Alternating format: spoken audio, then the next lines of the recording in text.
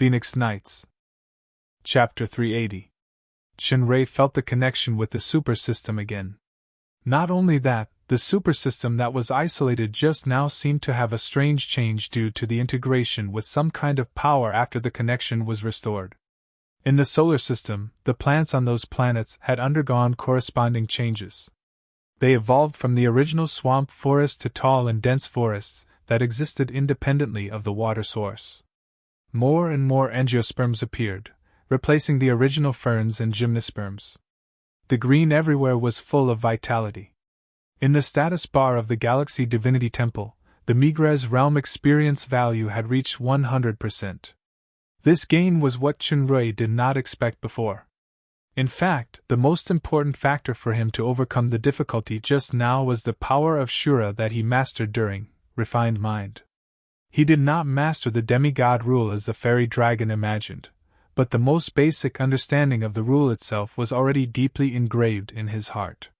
This was a basic rule, but even the most basic made the territory that seemed to be missing something finally reach perfection. It also represented the perfection of the Migres realm. As long as I find a breakthrough point, I can reach the next star pulse point, materialization. As Chenrei was looking forward to the situation of reaching Fekta, a dissatisfied voice sounded in his arms. "Hey, how long do you want to hold me? Why don't you put me down?" This voice startled Chenrei. It turned out that he had been subconsciously hugging Rala tightly as if he was in the dangerous demigod space just now. If he was hugging Athena or Kia, he would not let go. He would take advantage of her first. Even if it was Jia, he would flirt with her, but he couldn't afford to offend this me. Although the fairy Miss Long was better in terms of appearance, the terrifying compound thunder magic alone was enough to turn the lust in his heart into coke, rice paste, or jam. It was not that the fairy Miss Long disliked his hugging and discomfort, but because this guy is still in a daze while hugging me. Am I so unattractive? Wait! Don't let go! Just when Chenrei was about to put her down and run away, the fairy Miss Long said nervously, "The chain rune paragraph is not over yet." Chenrei took a look. Sure enough, the paragraph had not completely changed color. He was secretly shocked and quickly stood up. "All the elements in the Rainbow Valley have been swallowed up by the space just now. It will take at least a few hours to recover. I can't use magic now, so I can't protect you. You should protect me." Rala blushed as she recalled how she had confidently promised to guarantee Chenrei's safety, but now she had to be protected by him. However, after what had just happened in the space, Miss Long's feelings towards Chenrei had changed. It could be called trust. She felt that this man had the right to protect her.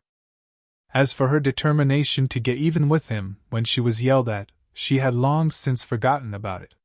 Chenrei didn't dare to be negligent.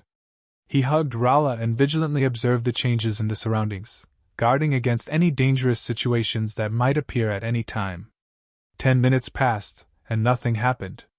Both Chenrei and Rala felt a little strange. Could it be that because of the demigod space, it swallowed the nearby elements, so the connected chain rune could not exert its power? Chenrei glanced at the chain rune and found that it had safely turned blue. The luster was changing slightly, including the last paragraph that the two thought had not been activated. So, all the chain runes have been activated. At this moment, Chenrei suddenly felt a little dizzy, and his vision became hazy. The strange thing was that the super system did not lose contact, and there was no prompt of toxic substances. A fragrance gradually thickened in his nose. It seemed to be coming from the fairy dragon. It smelled very good. His body began to heat up, and his heart actually beat violently. Rala's state was also a bit abnormal. The purple eyes behind the glasses were watery, and there was a little more rare charm. Her face was also flushed. She looked very beautiful and moving. Chenrei clearly told himself that this woman was unreliable in many ways. She was the peak stage of the demon overlord that even Paglio was afraid of. She was also a black-bellied female demon who pretended to be naive, but he couldn't help but have some beautiful thoughts in his heart. This woman is beautiful, intellectual, loves knowledge, and hides a considerate side. These strange, beautiful thoughts made the many shortcomings of Miss Long the fairy dragon be shielded, leaving only the advantages. The more they looked at each other, the more they liked each other. They felt each other's heartbeat at the same time. For a while, their breathing became a little rapid. A primitive desire began to sprout, and it became stronger and stronger. Rala's spirit power was much stronger than Chenrui's. She faintly felt something was wrong. When she looked at the rune, the flickering light seemed to be combining some characters. I understand. The meaning of the last rune is aphrodisiac and lust. The fairy dragon blurted out, feeling the strange instinctive need of her body and mind.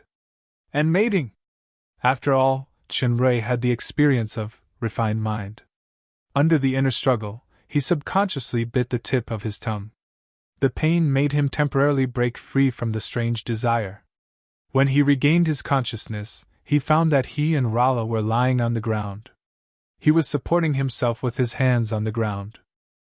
He was pressing on her body with the standard missionary position between a man and a woman, and a certain hard iron-like part was pressed tightly against her. Fortunately, there was still the last thin layer of underwear between them. It seemed that a large piece of it was already wet, dry firewood, and raging fire. I almost burned it. Chenrui broke out in a cold sweat. He never dreamed that he almost molested the terrifying fairy Miss Long. This is definitely an accident. A huge accident. Before something worse happens, let's get out of here. But hearing the fairy dragon's words, Chenrui also understood aphrodisiac and mating? Damn, there is actually such a rune. Is it for some kind of indifferent person deity? Is it prepared? Moreover, it seems to have been fully activated. Hurry up and go away! If you dare to touch this young lady will definitely cut you into pieces! The fairy dragon screamed, but she couldn't suppress the desire for this man in her heart. It was not purely physical, but more spiritual. The first suitable man she met in 10,000 years was also a man who was a little moved. They had knowledge, wisdom, and the ability to take care of people. As the saying goes, they were good in the laboratory and good in the kitchen. They were much better than those ordinary dragons with poor taste. Perhaps the original good impression was just a small bud, but it was infinitely magnified under the effect of the rune. Chenrui took advantage of the sobriety caused by the pain of biting the tip of his tongue. As he was about to get up, his neck suddenly tightened. He was already hugged by Rala. Then, a hot and soft body had stuck to him. She turned over and pressed him under her. The woman's passionate friction and fiery breath made a certain part of the man's morale even higher. Wait, didn't you say that I will be cut into pieces with a touch? Who is touching who? However, the fairy Miss Long was still threatening him with nonsense. If you dare to move, I will kill you! Ah?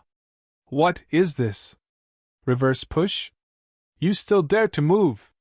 In the pulling and caressing, the clothes of the two were quickly reduced.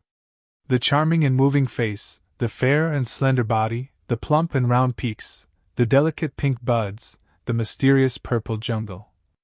All kinds of sensory and tactile stimulation made Chenrui's rationality also sink in the burning desire. The blood on the tip of the tongue that was still a little sober became an aphrodisiac in the passionate kiss and sucking, intertwining with panting and moaning. Before falling into a complete confusion, Chenrui suddenly thought of a post he used to copy and paste when he was in the online forum Tieba. There have been no hooligans in this forum since ancient times. Gentlemen line up in a row.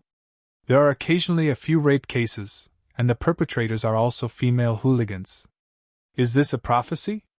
Dark Moon City. Council Hall of the Palace. Jia looked at the battle report she had just received with a serious face. Around her sat Sheriff Athena, the patriarch of the Seifel family, Ford, the acting financial officer, Old Gauss, the Imperial Guard's commander, Kagiran and other trusted aides. All of them looked solemn. Tim's surprise attack was successful. Jia put down the battle report. Tim was the new commander of the West Road Defense Army, and the heir of the Seifel family. When everyone heard that, they all looked excited, especially old Seifel, who was greatly relieved. This son is really capable. He has made me proud. At present, the situation of the Dark Moon was quite bad. Facing the joint attack of the Red Spirit Estate and the Blue Lava Estate, the Red Spirit Estate had suspended the food supply to the Dark Moon early in the morning. The vanguard led by Kaneda had invaded the Dark Moon from the north through Town Mordo. Kaneda defeated a small defensive force and advanced triumphantly all the way. He was about to occupy Town Daiko in the north of the Dark Moon as a base to make the first contribution, but he didn't expect to be ambushed by Tim before he reached Town Daiko. In the intelligence Kaneda had, the main forces of the two armies of the Dark Moon Estate, the Garrison Army and the Imperial Guards, were still in the Dark Moon City. As for the newly established West Road Defense Army, firstly, the army was formed too recently, and secondly, the distance was far away. However, Tim actually led the army to travel a long distance, and launched a surprise attack at night. The West Road Defense Army used the ordnance secretly manufactured by the Cloak Gang, such as magic crossbows, explosive arrows, etc. The elite Medusa team that followed the army was more well equipped. It was all the masterpieces of the Taurans in the underground world. Coupled with the Medusa's archery, Kaneda's army suffered heavy losses and was utterly defeated. Tim did a good job. I want to remember the first contribution. Jiao's face was more serious. But we should all know that this Red Spirit is just a tentative attack. Even if Kaneda is wiped out, we can't be happy too early because the army behind is the real test we have to face. Athena, what do you think? Athena stood up generously and said, I think Tim's advantage lies in mobility and surprise. If we let him defend Town Daiko and face the Red Spirit's next army head-on, it is tantamount to fighting the enemy's strength with his own weakness. It is absolutely not advisable. We should let Tim continue to exert his advantage and disrupt the enemy from the back and sides. Jia nodded slightly. Well said. Tim is indeed not suitable to stay in Town Daiko. Let him leave the most mobile force to specifically harass the enemy. Princess Royal, Old Ford said. This time the two estates besiege the Dark Moon. The enemy is strong while we are weak. Besides, our forces are limited. I'm afraid we can't split our forces to fight the enemy. Can we consider concentrating our forces to attack one side? As for the other side, we can use delaying tactics. Old Gauss also put forward his own opinion. Sir Ford's words are right, but it is very difficult to implement. The enemy will not let us do as we wish. I'm afraid that we will lose sight of the other and be attacked from both sides. Then continue to pay close attention to the movements of the Red Spirit, and be ready to mobilize the army to fight at any time. Jia said solemnly. At present, there is no movement from the Blue Lava Estate in the south. After the Blue Lava Estate's human trafficking was exposed, I'd built a secret fortification in Town Sachuo. I think it can hold the enemy for a while, but not too long. Now I need a candidate who can try to delay the Blue Lava Estate, but this mission is quite dangerous. As Jia said, she looked at Athena. The meaning was self-evident. Athena was a brave girl from a family of generals. She immediately stood up without thinking. I'm willing to lead a team to Town Sacho to complete this mission. Okay. Athena, it's up to you this time. Ford, you have to pay more attention to the movements of the families in the city, especially the Mellon family. As soon as there is an abnormal movement, immediately take measures to control it directly. We can't let our rear have any problems. Old Ford quickly got up and accepted the order. Jia nodded. Then, today's meeting is over. Athena, you stay. I have something to tell you alone. After everyone left, only Jia and Athena were left in the council hall. Athena. Jia stood up and stood side by side with Athena. Is he back? Athena shook her head. Not yet. If he comes back, he will definitely come to the palace to meet Princess Royal immediately. Jia glanced at her. I received news that a human in the capital is likely to have died 2 months ago. I don't know about the one in the capital, but our human is definitely not dead. Athena replied with certainty. Dodo and Chunrei had a master-servant contract. Now that the slime was still alive, and the other servant, Tim, had made great contributions, Chunrei, as the master, was definitely fine. The speaker didn't mean it, but the listener heard it. When Jia heard the term, "our human," her heart jumped sensitively. She said calmly, "I hope he is safe, but in this critical situation, it's better for him not to come back. He will definitely come back, and he will definitely help Princess Royal solve the crisis." Athena showed a firm expression because she was here, Kia was here, or Jia and her sister were here too. "That man will definitely come back." Jia sighed. "I know he is very wise, or he has some abilities that I can't imagine, but this time, it's useless for him to come back." Athena didn't say much. She was very clear about Chunrei's strength. Even if it was the Dark Moon's weakest personal strength, Paglio alone was enough to defeat the two lords, but there were some things that she would not disclose to anyone without Chunrei's permission, including Alice. "Take a look at this intelligence first." Jia handed over a note. Athena looked at it, and her face was finally moved. "I asked you to stay this time because I have a particularly important mission for you. You must swear in the name of the Wales family to faithfully execute my orders. You must not disobey, and you must not disclose this mission to anyone in advance." Athena made the oath with a solemn face. Jia whispered a few words in her ear, then she took out an envelope and handed it to her. "Princess Royal, no, you must do this. Don't forget your oath just now. Now you should go and prepare quickly." Athena left the palace with a heavy heart, but she was shouting in her heart, "What should I do? Chunrei, where are you? Come back quickly." Chapter 381.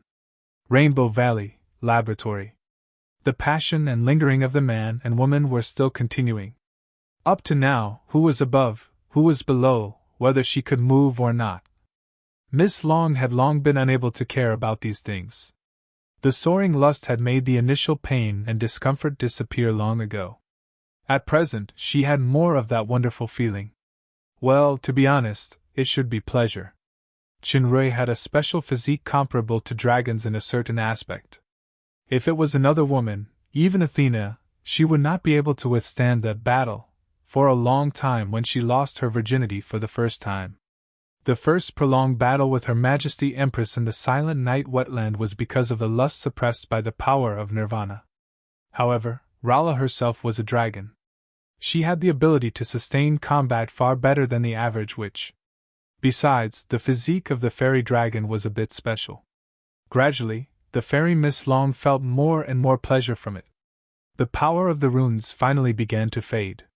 Rala's mind that was initially blinded by the lust also recovered a little bit of sobriety. However, even if her mind was slightly awake, the pleasure of the soul and carnal desire made her feel an unprecedented feeling that she couldn't extricate herself. Chunrei was still immersed in it. He carried out the most intense actions happily and tirelessly. When his nerves were constantly being washed by the continuous pleasure, he also pushed the fairy Miss Long under him to wave after wave of climax. However, what he felt now was not just the most primitive pleasure, but a truly strange feeling. Half of his consciousness was immersed in the passionate collision with the fairy dragon, while the other half of his consciousness was uncontrollably integrated into the super system. In the super system, the entire solar system was covered with a strange veil at some point in time, like the unknown mist in the universe. Among them, a blue planet was faintly emitting a strange light. Although this light was not as hot and dazzling as the sun, in it had another kind of magnificence and charm, as if it was breeding something. After a long time, the magnificent light became more and more dazzling, and the mist in the entire solar system gradually thinned as if some kind of special energy was concentrated. In reality, Chunrei's body and emotions had reached a critical point, and the frequency of his movements had reached an unprecedented high speed. Although the fairy dragon had basically regained consciousness, she still hugged his neck tightly in that intense pleasure, and she made an uncontrollable high-pitched sound in her mouth. The mist completely disappeared, and the light on the blue planet suddenly blazed, almost extending to every corner of the galaxy. In an instant, even the fiery radiance of the star was overshadowed. At the same time, Chunrei's desire had been completely vented, and his mind had completely recovered from the half-asleep, half-drunk state. Rala, who didn't remember how many orgasms she had experienced, collapsed on the ground softly after receiving this last wave of impact. Her snow-white skin was full of red marks from being ravaged, and her face was full of blush after extreme excitement. She let Chinrui press on her body, and she felt that she didn't even have the strength to move a finger. The intensity and time of the fierce battle between Chinrui and Rala was enough to make any demon realm man blush with shame. Although Rala had the physique of dragons, it was her first battle after all. Moreover, the power of a certain man was too strong. In addition to the physique comparable to that of dragons, he also had the cheating attribute of astral form to recover stamina. Even Ms. Rala couldn't bear it. The strange thing was that logically, after the two of them had been entangled for such a long time, it would be strange if Chinrui was close to exhaustion. However, he felt that his body was filled with a new powerful force. His whole body seemed to have undergone a certain qualitative transformation, and he seemed to be full of energy. It shouldn't be a problem to have sex 7 times in one night, right? Chinrui knew that it must be related to the passionate entanglement that happened just now, but he had no time to study the supersystem and the newly acquired power. What he had to face was the fairy mist long after. Pa. Never in his wildest dreams did he imagine that he would have sex with Zola. Moreover, it was in this situation. No matter how Rala insisted on extracting this high-level rune field in the beginning, and how she guaranteed that it would be fine, no matter whether this was caused by the power of runes, no matter whether she was on top first at first. Ugh, this seemed to be switched soon. No matter how unexpected it was, it had become a fact that he had sex with her now. Chinrui's gaze met with Rala's murderous eyes, and he suddenly shuddered. He quickly got up, took out a pair of pants, and put them on in a hurry. Escape? Rala was not a little sheep. After being XXO, she would follow me wholeheartedly. Now the 6 yuan mark was just a countdown, and it had not really been eliminated. Moreover, I don't know if there are any other tricks on me besides the 6 yuan mark. If I escape back to the Dark Moon, I'm afraid that the entire estate will be uprooted by the angry fairy dragon. Speaking of which, with Rala's personality, even if I, Arthur, escape back to the human world, I will also be hunted down and turned into slag. Unless there is another deceptive time travel, what should I do? Rala really wanted to kill someone now. Damn experiment. Damn rune field. And that damn man. The most hateful thing is that he still shows such an aggrieved look. You know, I'm the one who suffers. By the way, I'm actually possessed by this man like this. I must tear him into pieces. This reaction seems to be slower than the previous one. I don't have any strength, but the power of elements has returned. I must, for some reason, Rala recalled the scene when this man was covered in blood in the destruction territory, previously, but he still refused to give up on her. For some reason, the warm feeling diluted the killing intent. When the entanglement of the two naked and the pleasure that she had never experienced appeared in her mind again, she was more shy than angry. Ms. Rala. After the man covered her body with a thin blanket, he suddenly made a strange gesture as if he had made up his mind. This posture is a bit familiar. It is actually the etiquette of dragons, and it is also the etiquette of courtship. It turns out that this guy knew my identity long ago. But he shouldn't be dragons. This etiquette was learned by Chinrui from the board Paglio when he was at the Blue Lake back then. Unexpectedly, it would come in handy one day, and the target would be Rala. What happened just now is just an accident, but this just brings forward our future a little bit. Miss is beautiful and full of wisdom. No flashy words can specifically express my love for Miss. Now that the Dark Moon was facing an urgent situation, he must rush back immediately, but such an accident happened. At this point, Chinrui could only stabilize the fairy Miss Long by appeasing her. After solving the Dark Moon's crisis, he would settle her slowly with meticulous work. Although she was unreliable, she was still his woman after all. Speaking of this, after personally turning her into a real woman just now, both of them were immersed in that wonderful blend. At that moment, it was as if they had forgotten about Coke, rice paste, jam, and so on. I have to say that a certain sense of responsibility of a man. It is actually possessiveness. It is quite strong. It can definitely be described as lustful. Excluding some shortcomings, Rala's charm was still quite attractive. Her beauty alone was enough to be compared with Catherine. Moreover, Paglio was still trapped by the seal of the ancient runes. If he could become the closest partner with Rala, then he could also resolve the grudge between the poisoned dragon and the fairy dragon back then. Consider it as a sacrifice for this damn gay friend. Facing Chunrei's sweet words, Rala's eyes were still sharp, but she felt quite comfortable in her heart. Although this guy may not be telling the truth, it sounds pretty good. As a man who really loves Miss, I don't want to deceive your feelings. I must say that I already have a wife. Chunrei's words made Rala's eyes widen in an instant. Asshole. Since you already have a woman, you still want to be with me.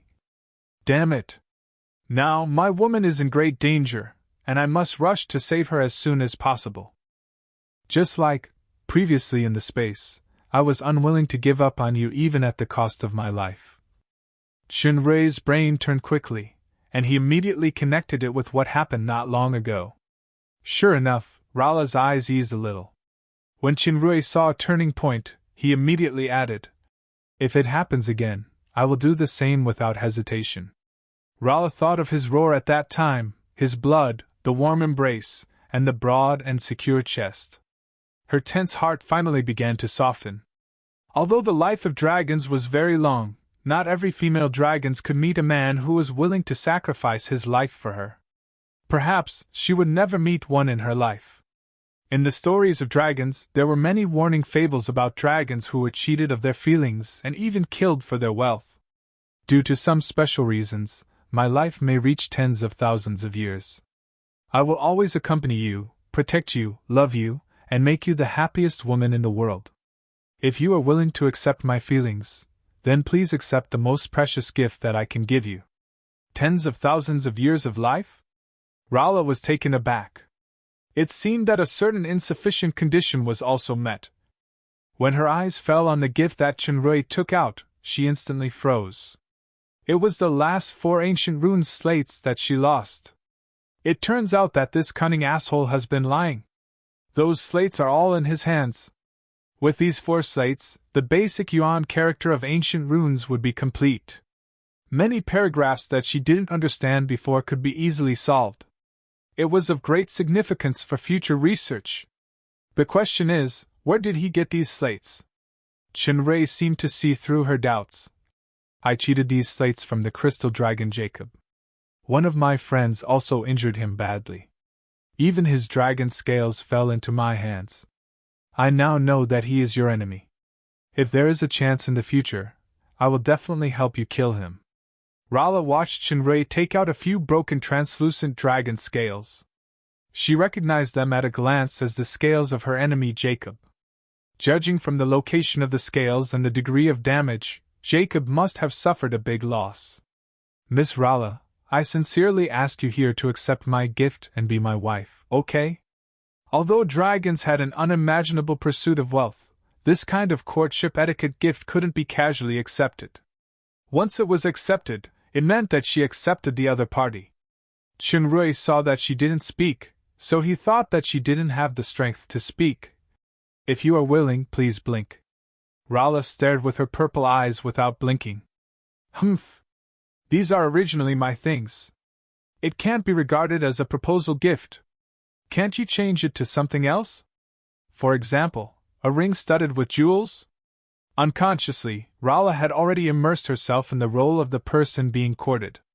Chunrei couldn't read minds. How could he understand a woman's contradictory psychology? Seeing that she didn't blink, he was a little anxious. Now that this black-bellied lady was soft-hearted, if he couldn't take the opportunity to settle it, he could only be prepared to run for his life. Chunrei thought about it and changed his approach. Rala, if you don't want to, please blink. Rala? It was the first time that the fairy Miss Long heard him remove the polite address. There was a strange sweet feeling in her heart. Seeing Chunrei's worried face, Fearing that she would refuse, she finally resisted the urge to blink. She just stared at him with a bad expression. I've been lonely for so many years. I just found this man who barely meets the requirements. Forget it. Seeing that she finally didn't blink again, Chunrei finally breathed a sigh of relief. He remembered that Paglio seemed to have said that after the man succeeded in pursuing etiquette, he should kiss the woman. Chunrei bravely approached Rala. Rala knew what he was going to do. Suddenly, she couldn't help being nervous. They seemed to have forgotten that they had just had a more in-depth contact than kissing. Finally, their lips touched. In an instant, a strange feeling quickly spread from the contact surface to the whole body. This was in a completely sober state. The light kiss gradually turned into an entanglement of lips and tongues. Chunrei keenly felt her violent heartbeat and the joy in her shyness. It turned out that the fairy Miss Long was not very disgusted with him. And there was a little liking? Not only because of the accident just now. Not only because of the irresistible gift. Not only, nonsense, if I was disgusted, I would have already destroyed you. Chunrei suddenly remembered some details of the past, including the time when the fairy Miss Long was inexplicably angry. He suddenly understood something. It turned out that she really liked me. Anyway, at this point, the timid ones will starve to death and the bold ones will die. Women all have a fickle talent attribute, especially this one. I might as well get it done once and for all to avoid endless future troubles. Otherwise, it will bring an inexplicable disaster to the Dark Moon. Chunrei made up his mind and dared to be lustful. He gently lifted the blanket covering Rala's body and held a snow-white round object that he almost couldn't grasp. Rala's face became even redder. Her body trembled slightly, but she didn't cast magic to resist. In fact, she wasn't as weak as she looked on the surface. She could already use the elements. With this acquiescence, Chunrei became more and more courageous. The caressing hand gradually moved down and slid into the ravaged and muddy purple forest. Soon after, a certain firm part revisited the old place, and he once again enjoyed the wonderful feeling of tightness and tolerance. Compared with the previous madness and intensity, the man's movements were obviously much softer and more careful. Under the high level of physical and mental pleasure, the fairy Miss Long's moans sounded again, and her eyes became blurred. This time, there was no external stimulation such as ancient runes or aphrodisiac drugs. It was only a man and a woman who truly merged their mind and body willingly. This time, I'm doing my best. I'm going to look for the dead duck dragon to reimburse the nutrition expenses. Chapter 382. Compared with the previous long battle, Chunrei's entanglement with Rala this time was much shorter. But that feeling was by no means comparable to the previous involuntary state. The way Rala looked at Chunrei had changed.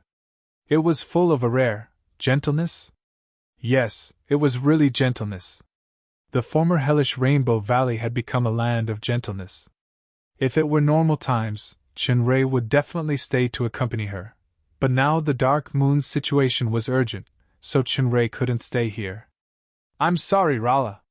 In at least 1 month, at most 3 months, I will definitely come back. At that time, I will tell you a lot of things in detail. You just wait here for me to come back, okay? Rala really didn't even have the strength to nod now, but Chunrei tacitly read the answer from her eyes. He nodded in satisfaction, kissed her forehead, carried her to the bed, covered her with the quilt, and left the Rainbow Valley. Damn man, he really left. But my heart is very secure, as if I have a backbone. It's a bit strange. It seems that my communication with the elements is more delicate. Could it be that doing this kind of thing will improve my strength? It seems that I have to study it carefully. And those stone slabs, I have finally gathered them. No, let's talk about that later. I'm so tired now. I just want to sleep. 1 month, you must not lie to me. Otherwise, I will catch you back even if I have to find the end of the Dead Sea. Chunrei left the Rainbow Valley. Under the effect of the newly acquired power, he was not exhausted, but he was full of energy instead. In fact, His original intention just now was to stabilize Rala with gentle means. Otherwise, if this unreliable dragon lady flared up, perhaps even the entire Dark Moon would be overturned. Even the Earth Elemental King and Piglio would only end up being buried. Based on the current situation, this beautiful wolf trap, beautiful man trap, was still successful. No wonder Sir Freud had a famous saying, "Sexual desire is the source of all human achievements." But I also seem to remember that this Sir later died of oral cancer. Sigh. By the way, Sister Zhang Ailing seemed to have said before, "The way to a woman's heart is through X." This was definitely a famous saying that needed to be said in a river crab's mouth. However, at the moment when the two of them had completely interacted, Qinrui had indeed felt Rala's heart. It was a kind of hidden or suppressed emotion, not only towards him, but also towards herself. For the past 10,000 years, she had been alone. Her crazy experiments were probably just a habit to enjoy the loneliness. It was a rare gentleness that was inadvertently revealed. It was intoxicating, as if the stronger the wine, the more mellow it was. I don't care if she's pretending to be naive, black-bellied, or unreliable, she's still a woman, my woman. There would be plenty of time to savor this bottle of wine in the future. The first priority at present was to rush back to the Dark Moon as soon as possible, where his most beloved woman and most trusted friends were. Qinrui managed to find a griffin and flew toward the Dark Moon at full speed. Along the way, he finally had the leisure to calm down. He entered the super system and carefully examined the unexpected harvest, this time.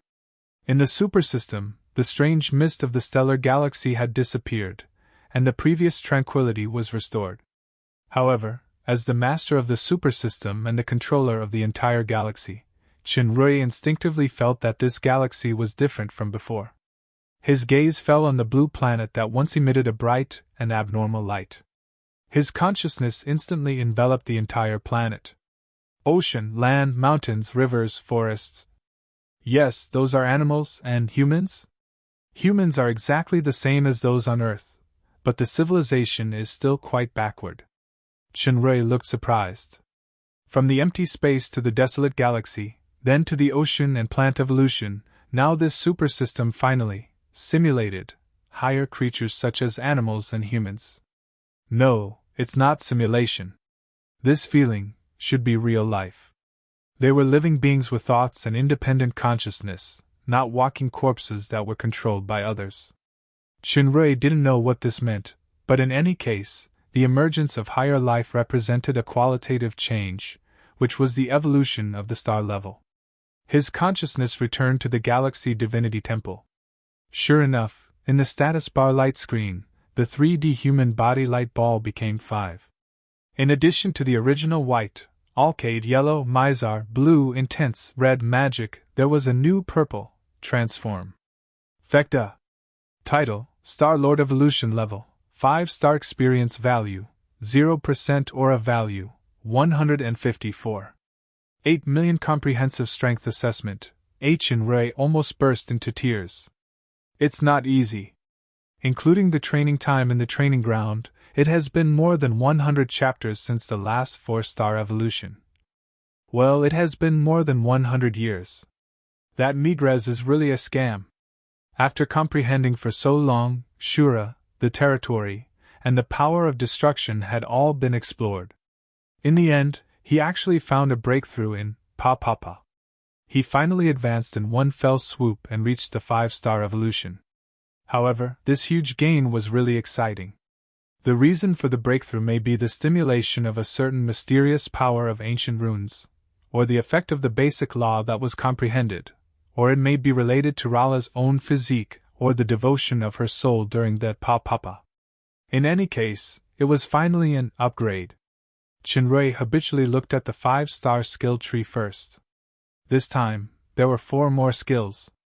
Dual training, passive feature, the technique of dual training of life and death. The effect of spirit and physical training will be enhanced, and the power of skills will be enhanced. The effect of the bonus is proportional to the realm. Another note, there will be special effects at certain times. At first glance, this dual training was a very wretched pa skill like Dong Xianzi or Imperial Girl Sutra. It turned out to be similar to the China Taoism's Night and Cultivation. Generally speaking, the higher the power reached the peak, the more difficult it was to improve. This feature could speed up the training effect and enhance the power of skills. It was indeed a very bad *SS feature. Star Diversion, active skill, divert all the opponent's attack skills for 10 seconds. Limited to 1 use per hour. Each time, it consumes an additional 1000 aura. This skill reminded him of the Murong family's unique skill, Shifting Stars, in Jin Yong's martial arts novels. However, Shifting Stars relied on the opponent's strength to transfer the attack power back to the opponent. The effect of Star Diversion was closer to the Transplanting Flowers to Trees, written by Gulong. Although it was only 10 seconds for some ultimate skills, it would definitely have unexpected miraculous effects. Flight, active skill, flying skill. Can freely change speed and movements in the air. It consumes an additional 10 aura points per minute. It comes with a special skill of sonic boom. It can fly at high speed instantly. It consumes an additional 3000 aura. Limited to 2 uses per hour. Royal Star Transformation, active skill, powerful combat form transformation with time limit. The specific form is unknown. It consumes an additional 100,000 aura value and 1,000 faith crystals. Transformation? The specific form is unknown? Could it be Ultraman? Judging from the introduction, this should be the strongest combat skill of the 5-star Royal Star Lord. Shenrui noticed that in addition to the aura consumption value, there was also a faith crystal. He suddenly remembered that Rala once said that the territory of the God Powerhouse was different from the Demon Overlord and Demon Emperor. It was not only the use of the natural power of heaven and earth to construct the scene, but it had the existence of life. It was called the Kingdom of God. Compared with the power of piety of the believers in the demon realm and the human world, the power of faith in the Kingdom of God was the most basic source of power for the gods. Otherwise, once the power of faith from the outside world was lost, wouldn't the gods lose their power and become mortals? Faith crystals should be related to the power of faith. If according to this theory the planet, life, isn't the entire super system itself a kingdom of God? Then I'm the God of this kingdom of God? Shenrui then shook his head. Impossible. I'm still far away from the God power. Besides, this is not just a country-like territory, but a real galaxy. This deceptive system that caused me to transmigrate to a different world. The super system is originally a mysterious and special evolutionary system. It shouldn't be able to mechanically apply the concept of this world. However, that faith crystal really makes my heart itch. In addition to the 4 newly acquired skills, the original analytical eyes had evolved and became true analytical eyes. When he looked at the griffin mount with analytical eyes, it showed race, griffin. Comprehensive strength assessment, E+, E+. Physique, E. Strength, E. Spirit, E-, agility, E+. Analysis, wind attribute. E+ was the current strength.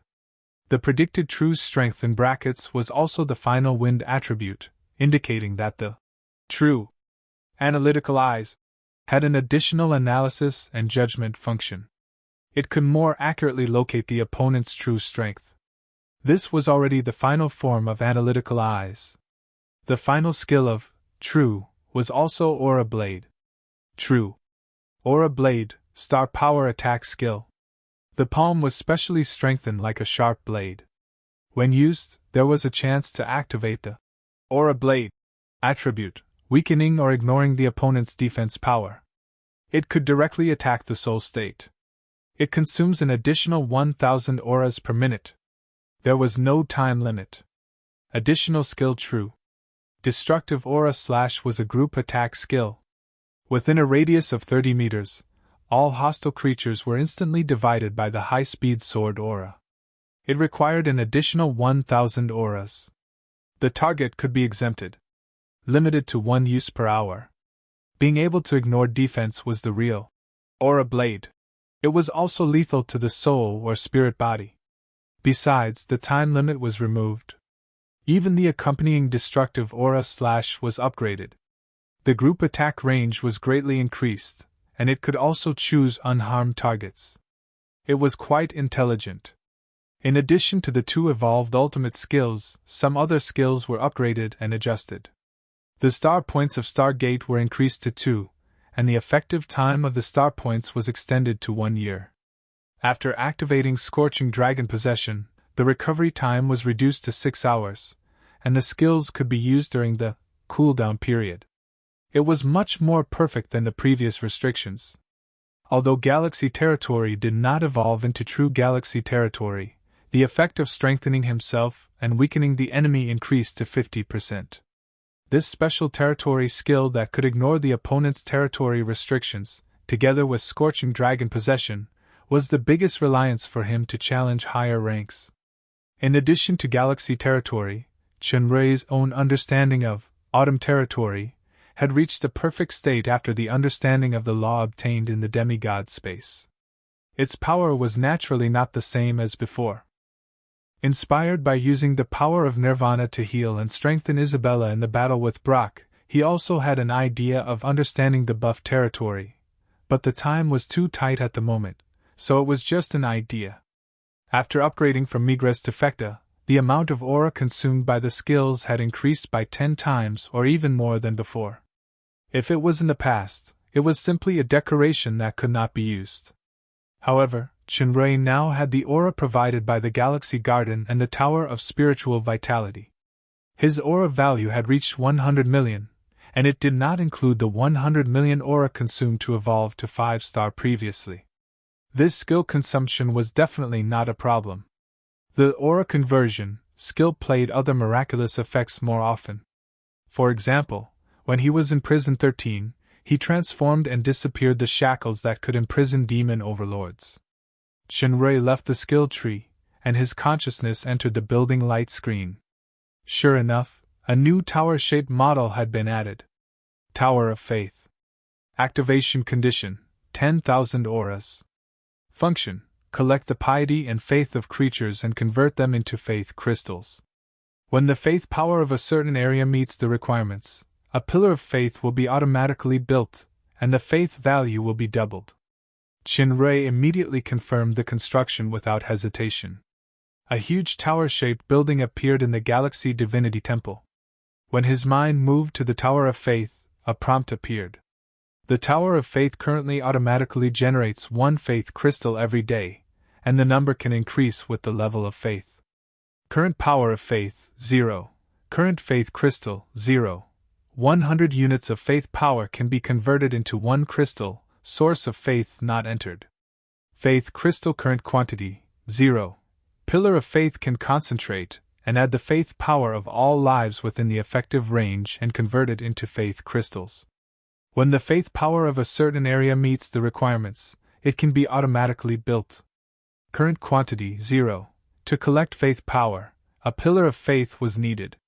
Although it could be automatically built, there must always be a first one as a foundation. Shinrei couldn't find how to build the pillar of faith after searching for a long time, so he focused his attention on the source of faith again. Faith referred to the ideas of sages, doctrines, or belief and respect for gods, fear of ghosts, monsters, demons, or natural weather, and taking it as one's own code of conduct. The source of faith was equivalent to standards such as worldview, values, and outlook on life. Those who provided faith were humans, with real thoughts and consciousness, not digitalized zombies. At this moment, a voice sounded in his heart. Inject things such as killing, lust, and fear into the source of faith. The dark side of human nature will be infinitely magnified. You will obtain countless fanatics, and at the same time, you will obtain a massive amount of faith power. It was Shura. Sure enough, even after the 5-star evolution, Shura still did not disappear and was still tempting him further. At present, the human civilization on the blue planet was still extremely backward, or it could be said that it was almost a piece of blank paper. Once Shinrei really did this, Then the blue planet would become the real world, full of darkness and desire and the refined mind illusion. However, Shura was right. What he needed was just faith crystals. Compared with persuading people to do good, it was much easier to induce people to do evil because doing good required more self-restraint. Don't deny the darkness. Aren't you like this yourself? Look at yourself. Greedy for beauty, insidious and cunning, bloodthirsty and ruthless. Are you relying on the so-called hypocrisy to survive until now and obtain the power you have now? Human nature is selfish. Even if you give some hypocritical and useless kindness now, one day, they will reveal their cruel, cold-blooded, and depraved true colors. Why don't you give them a real world? During the refined mind illusion, Shura once showed Chunrei the darkness and ugliness of the original world.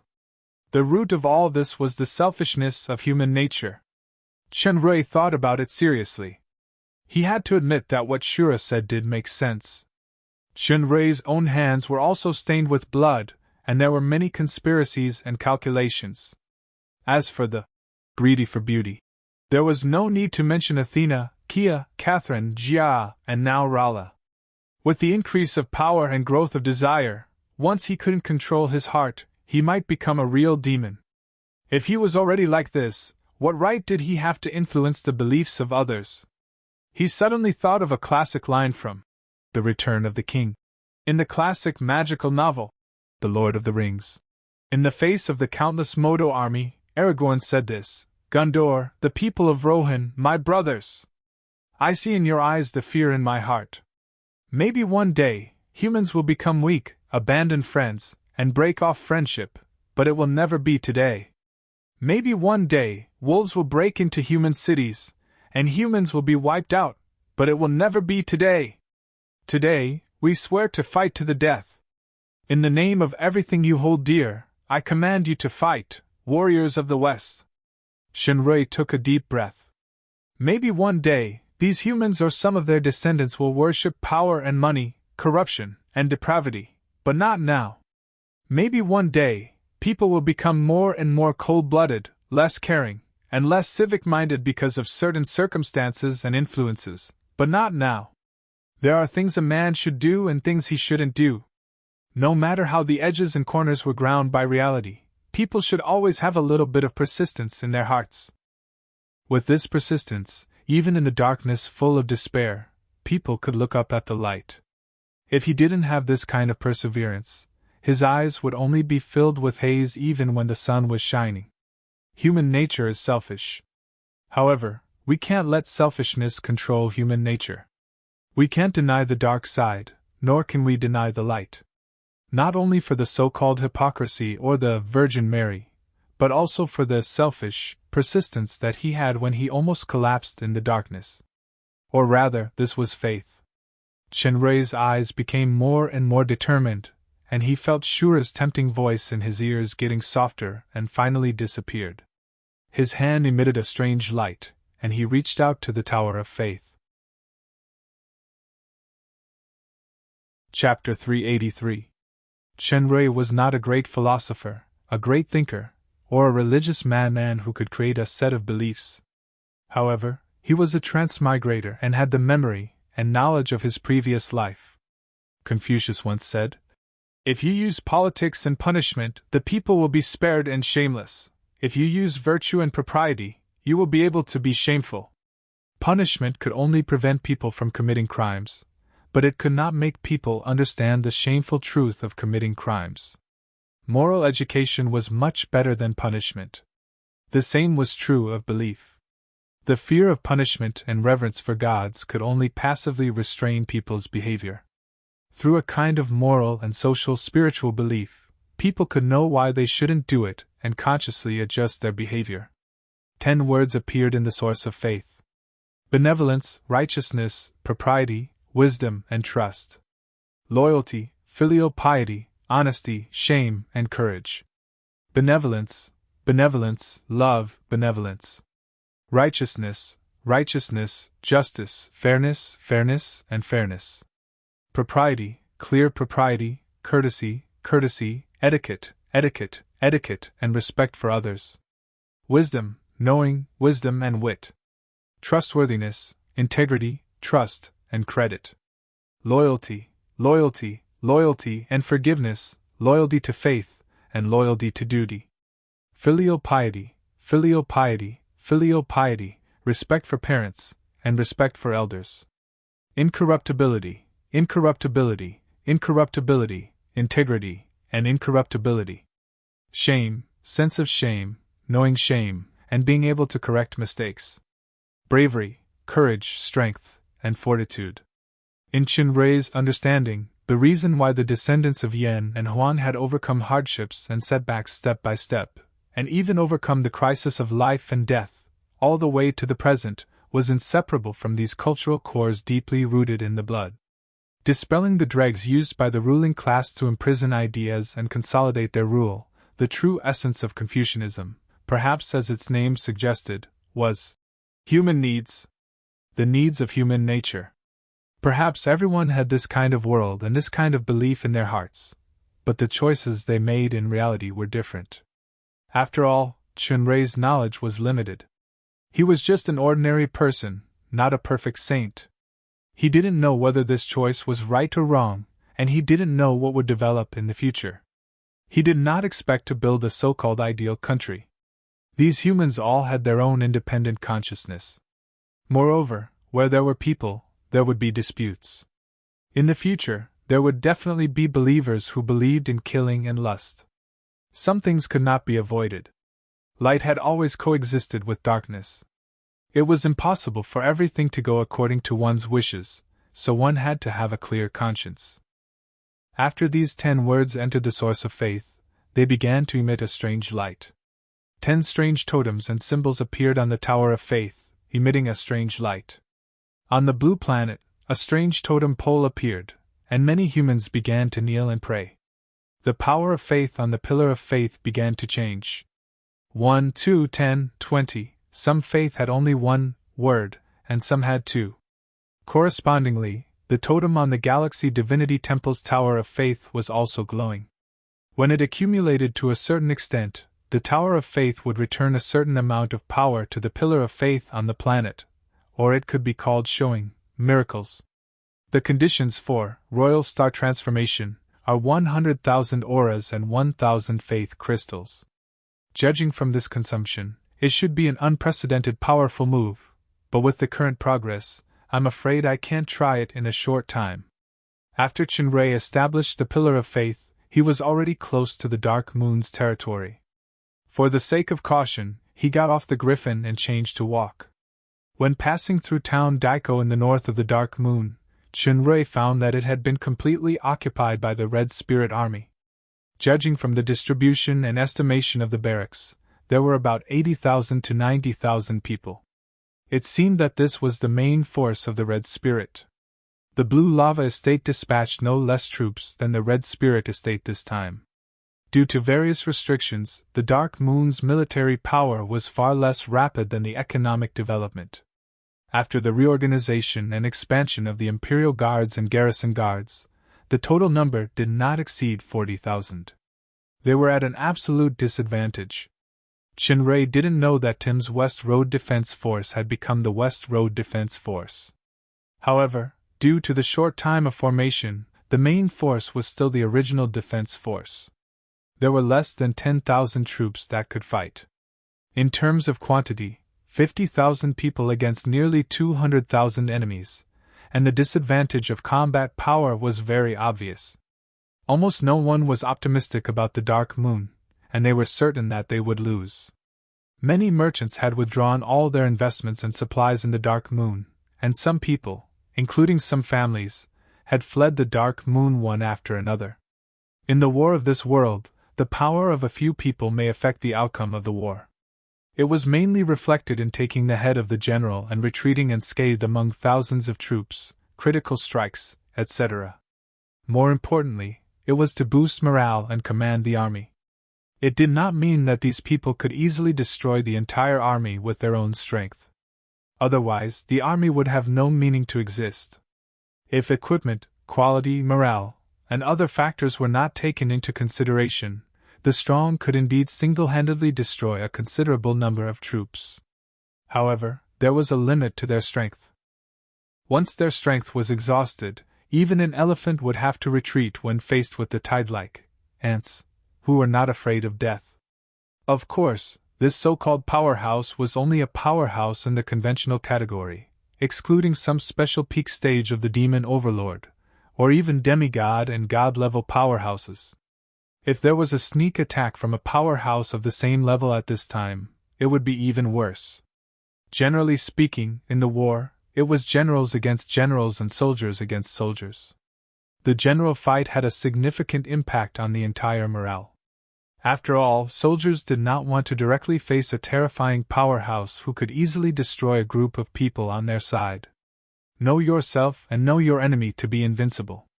Qin Rui did not currently grasp the accurate information of the entire battle situation. In order to avoid alerting the enemy, he did not act rashly. He left town Daiko directly, passed town Leith and town Jumo all the way, and rushed to the Dark Moon City at full speed. I must return to Athena and Kia as soon as possible, and return to Jia. The closer he got to the Dark Moon City, the more he could feel the tense atmosphere. Temporary fortifications were built at many major intersections. Most of the residents in the suburbs of the Dark Moon City had moved into the city, and it was rebuilt into layers of checkpoints. Some forbidden areas were also being set up and reinforced with magic traps. The soldiers looked solemn as they strictly checked the people entering and leaving the city. Qin Rui restored his sheriff's face, which should be the financial officer now. Instead, he was stopped by the soldiers of the garrison guard because they did not see this human financial officer walk out before. They suspected that he was a spy in disguise. Only when the person in charge, Erix, was alerted, did he successfully pass the checkpoint. Master, the current situation of the Dark Moon is very bad. Princess Royal ordered Madame Athena to bring a small team of people to town Soto in the south to delay the Blue Lava Estate Army. She planned to concentrate on defeating the Red Spirit Estate Army in the north first. However, except for the first battle where Tim defeated Kaneda, our two sneak attacks failed. In the Battle of Town Daiko, the garrison guard lost 2,000 people.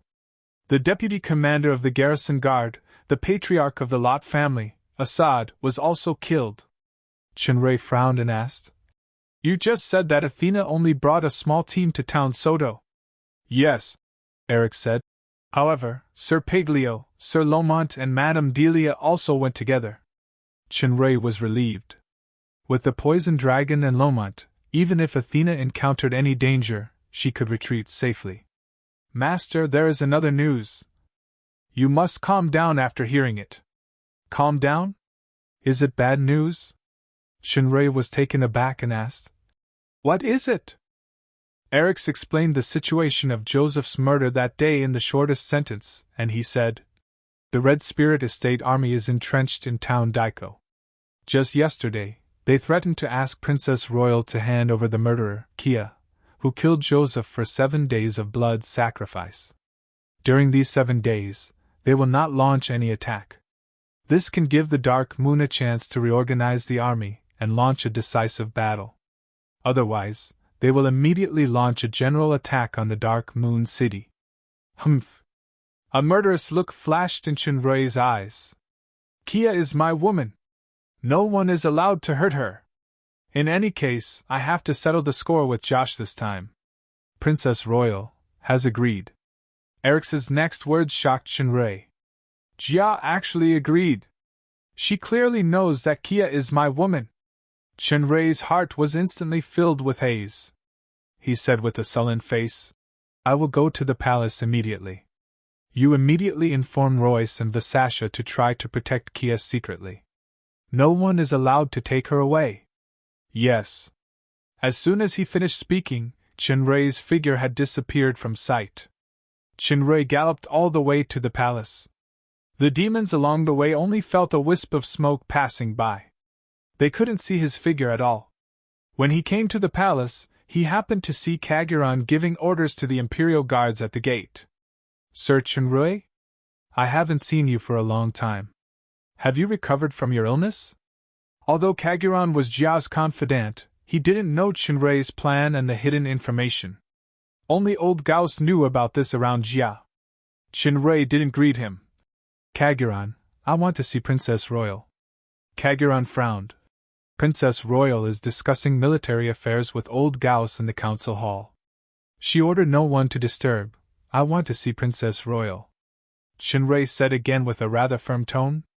In an instant, Kaguran's heart had a strange tremor. It seemed to be an irresistible feeling. He was immediately taken aback. It must be an illusion. This human is just taught by Master Aldas and knows a little poison. How can he make me feel this way? Kaguran wasn't a stubborn person. He knew that Chunrei was Jia's confidant, and now it was a critical period. The human must have some important information to report. After thinking about it, he asked an Imperial Guard to go in and pass the message. Soon after, the Imperial Guard hurriedly ran to report. Princess Royal asked the financial officer to go to the council hall immediately. Chunrei walked all the way into the council hall and saw Jia sitting, watching old Gauss explaining something on a military map. There were also sand tables and other facilities on the table. The Princess Royal's face was thinner, and she looked a lot more haggard. It seemed that this war gave her a lot of pressure. You're back. A hint of surprise flashed through Jia's eyes quickly. I just came back. I want to ask Kia what's going on. Chunrei didn't beat around the bush and asked directly. Jia frowned slightly. Gauss, can you go out first? Old Gauss bowed, nodded to Chunrei, and walked out.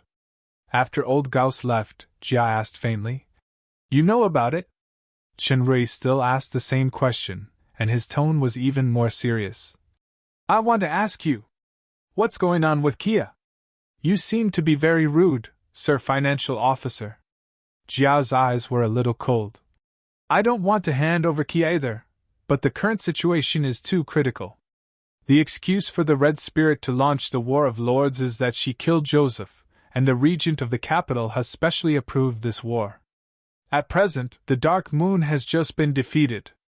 If the Red Spirit attacks now, not only do I have no chance of winning, but I also don't even have time to prepare for some actions. When Jia personally confirmed it, Chunrei's initial enthusiasm of wanting to return to her completely cooled down. I don't care what your reason is.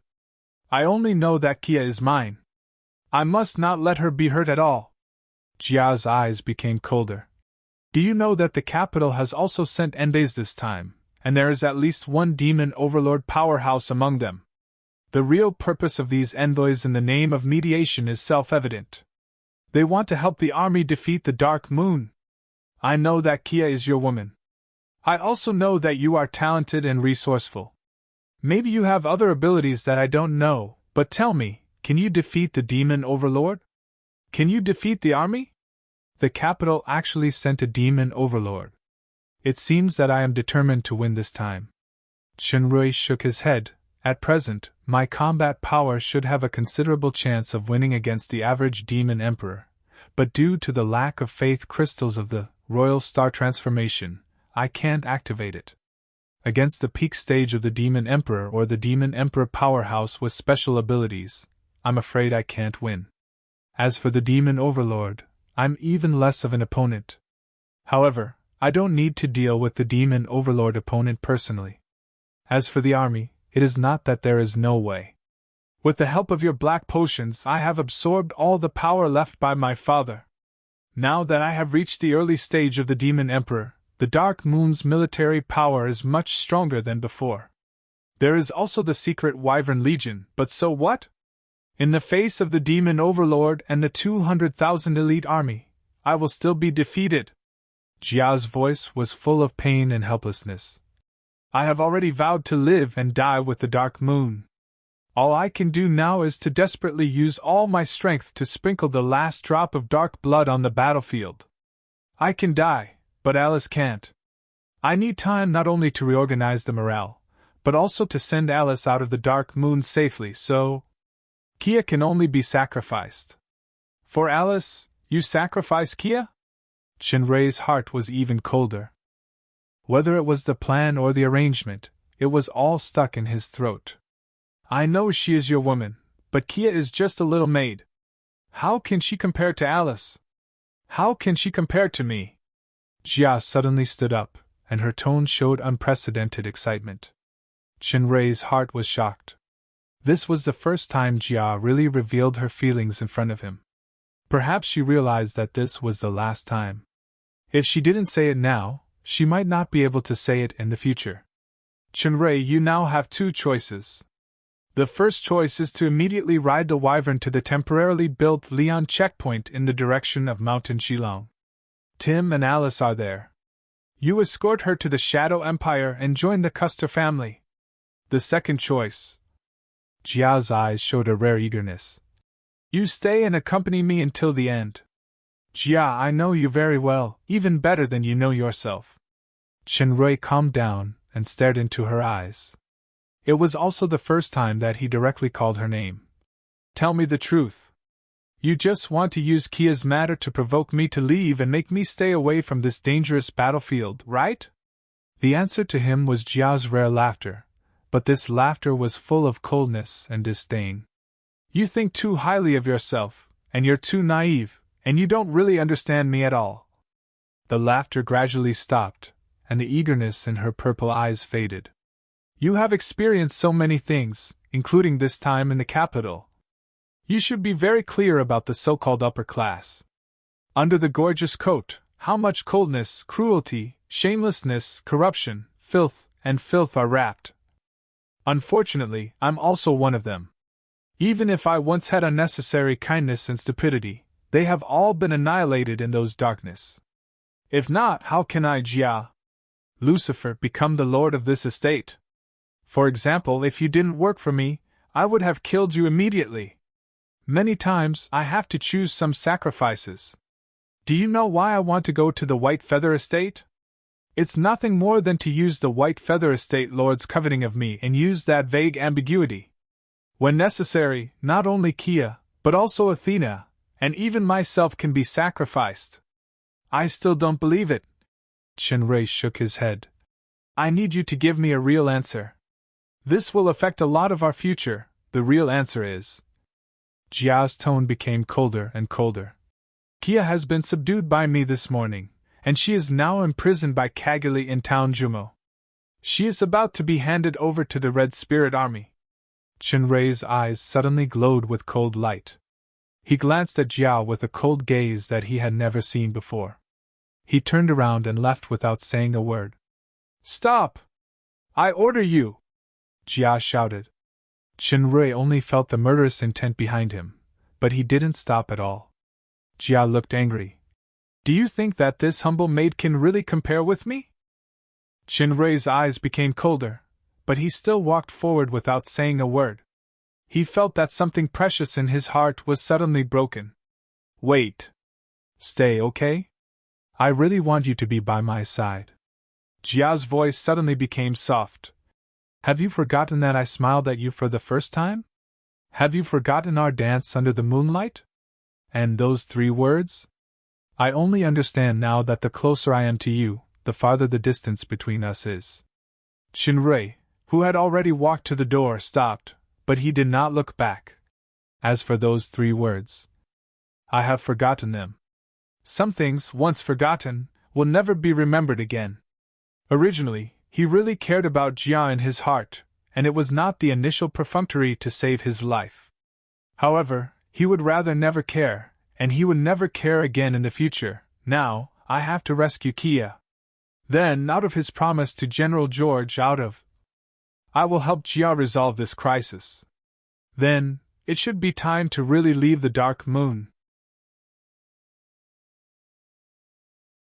Chapter 384. Old Gauss! Catch him! Jia's voice was full of anger and sharpness. Old Gauss' figure instantly appeared in front of Chenrei. His body was emitting a strong magic wave.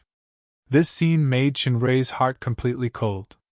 A faint murderous intention appeared in his eyes. Get out of the way if you don't want to die. Old Gauss was intimidated by that look. He felt a chill all over his body, and he couldn't muster any strength for a while.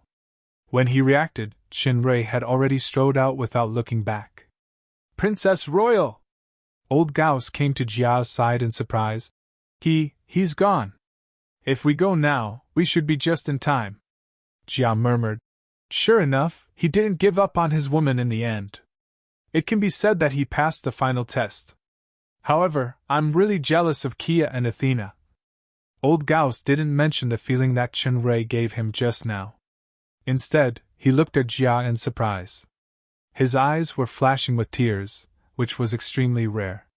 He remembered the last time he cried was a few years ago, when her father, Crown Prince Grimm, passed away. Since then, the once gentle princess became a cold lord. She never shed tears again. At least he, the old man who watched her grow up, never saw it. Jia's mind appeared when Chenrui left the dark moon. She and Alice bid farewell from afar. Alice once asked her what it felt like to like someone. The answer in her heart was that liking someone was hoping that she could live happily with him forever. Alice asked her again, "What's the feeling of loving someone?" Jia couldn't answer at that time. Now she understood. It turned out that the feeling of loving someone was, even without her, she hoped that he would live happily. Am I stupid? I'm not a qualified lord. Jia didn't stop her tears from spreading. Perhaps this was the last time in her life. Old Gauss's eyes showed the kindness of an elder. You and him are both silly. Jia took a few deep breaths, and her tears gradually turned into ice shards. She said lightly, Gauss, you should leave too. Old Gauss shook his head and sighed. I don't have many years left to live. I watched Princess Royal grow up. To put it bluntly, it's like looking at my own daughter. Please allow me to stay and be loyal to the Lord of Midnight Sunday. Thank you, Gauss. Jia heard the firmness in Gauss's tone, and she straightened her back again. Then, mobilize all the troops now, including the Flying Dragon Legion in the Black Rainforest. After the assembly, we will take the initiative to attack and fight to the death with the Red Spirit.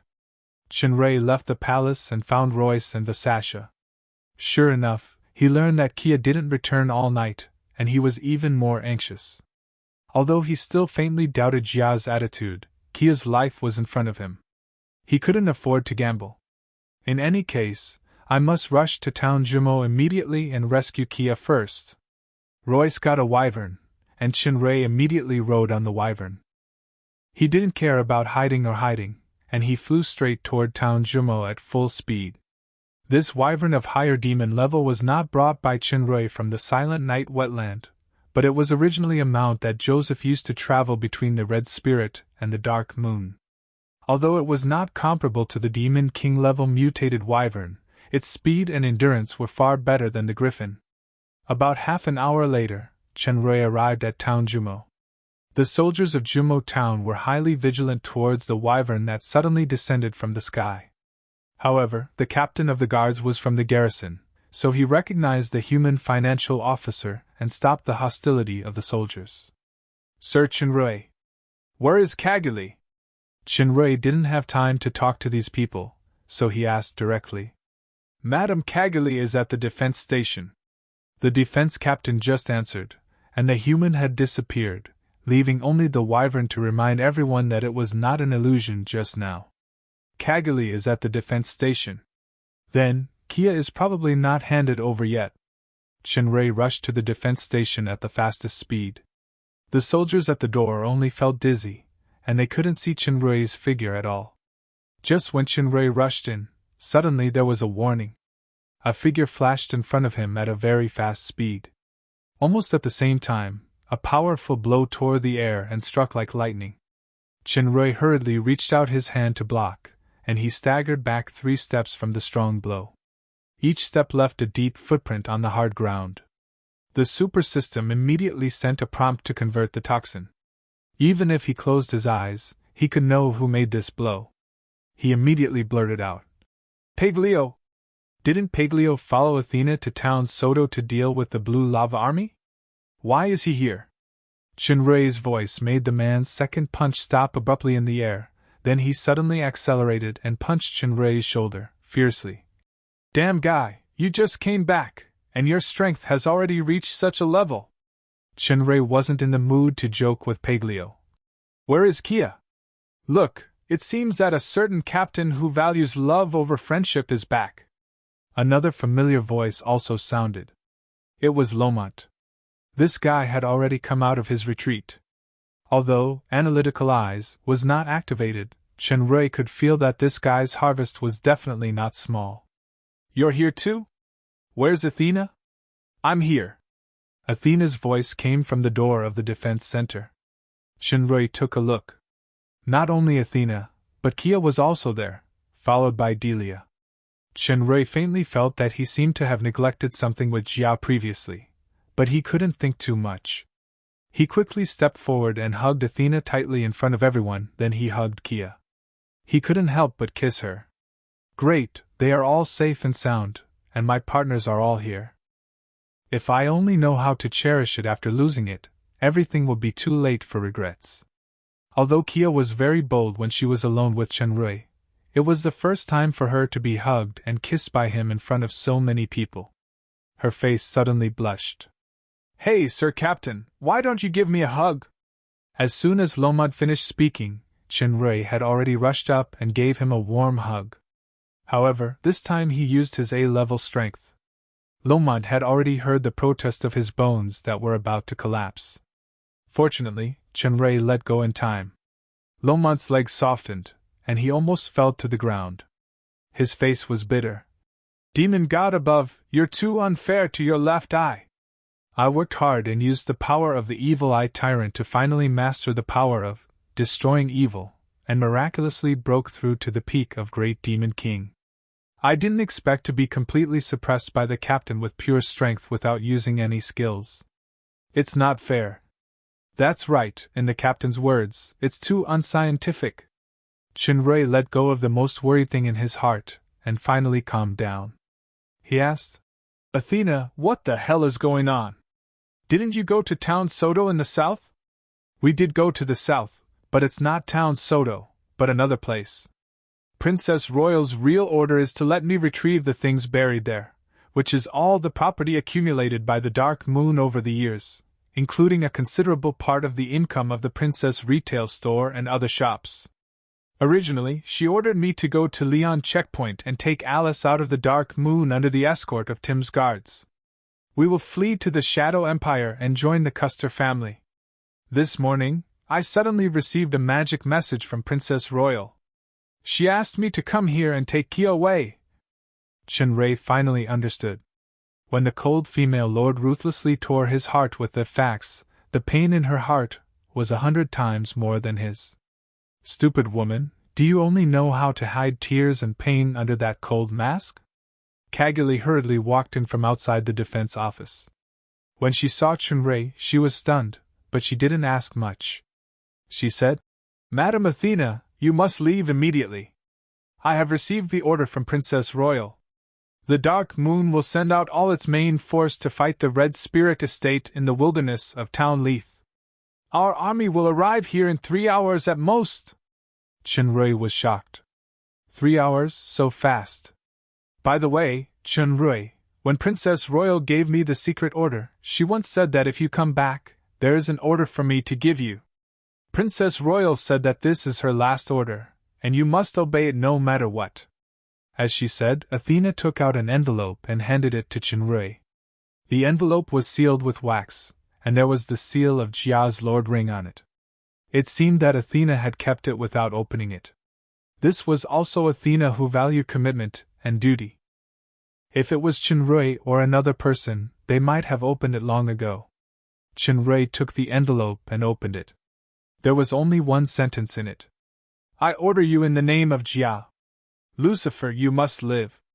Shenrui's heart trembled. He vaguely remembered that when he accepted the biggest test of refined mind that day, he seemed to hear the same sentence in a haze. This was her last order. The cold and ruthless woman kept people thousands of miles away. Regardless of joy, anger, sorrow, or joy, she was just a piece of ice that never melted. Who knew that under the icy appearance, there was a gentleness like water, just like seeing the real her in the magic mirror in the secret room. He lowered his head, and a tear finally couldn't help but burst out and drip on the letter paper. It was just like when she faced him who was in a coma and on the verge of death, the tear that couldn't be frozen dripped on the ground. At this moment, the two teardrops seemed to cross time and space and blend together. Even Paglio and Lomont felt Chinray's emotions, so they didn't tease or disturb him anymore. Chinray slowly raised his head. There were no tears in his eyes, only strong determination. Cagali, I need all the information of the Red Spirit Army, especially the capital's envoy. She couldn't help but be infected by the strange determination. She took out a military report and said, "The information of the Red Spirit Army is here. As for the capital's envoys, there are 3 envoys. The leader is called Crobolus. She is said to be a demon overlord powerhouse. The other 2 are from the fallen angel royal family.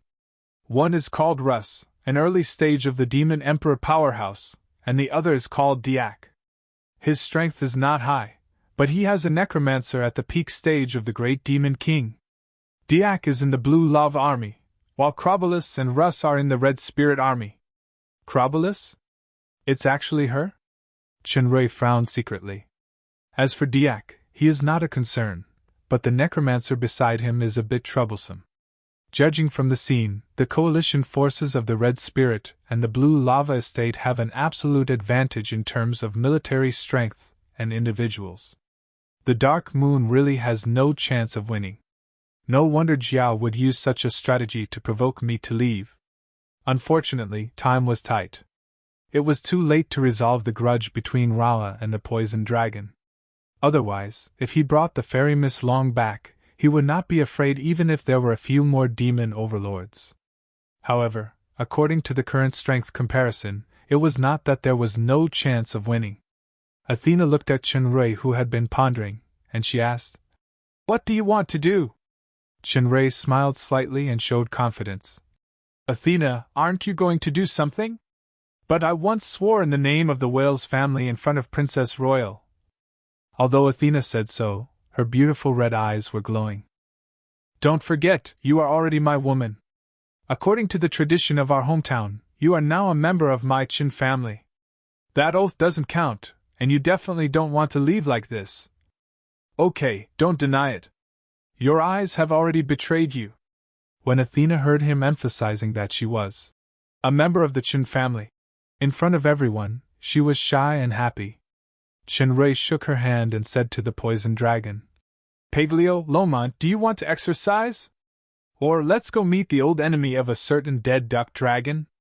Paglio grinned, and his words were still unforgiving. "You are the dead duck.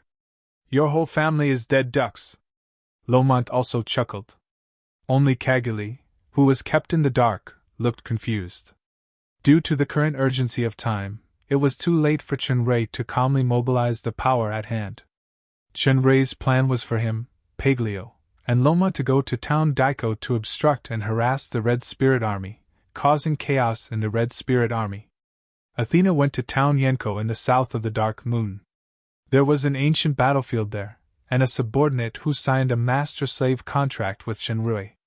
He was a corpse necromancer at the peak of the Demon Emperor level. After such a long time, Garadam must have built a terrifying number of undead army. Coupled with the powerful undead magic, Town Yenko would most likely become the nightmare of the Blue Lava Army. Even if Diak had the undead magician Sulfur by his side, he was nothing in front of the corpse necromancer. Garadam knew the relationship between Athena and Chenrue. With her, she should be able to mobilize Garadam's power. Delia and Kia went to the Lian checkpoint in the west to meet Alice. Kia still had a mission, which was to find Tim and go to the underground of Mountain Shillong together to mobilize all the Medusas and Tauran tribes and invite the Earth Elemental King. After all, Chinray didn't know if he could stop Crobolus's power.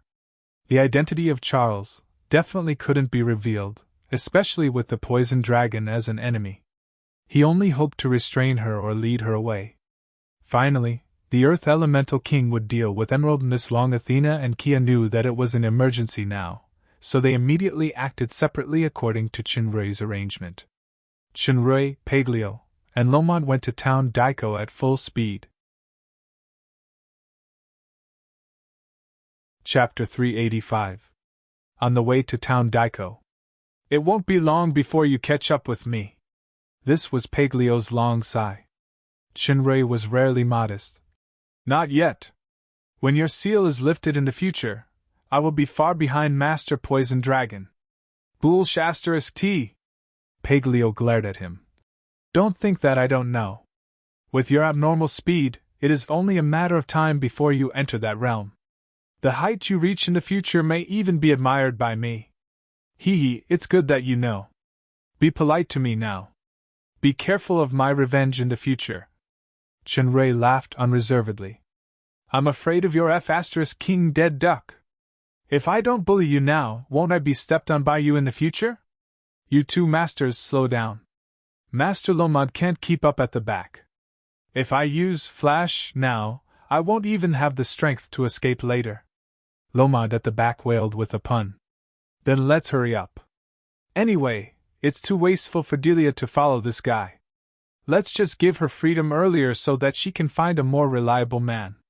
Master Poison Dragon, you are too vicious. Didn't you kill the female dragon's man?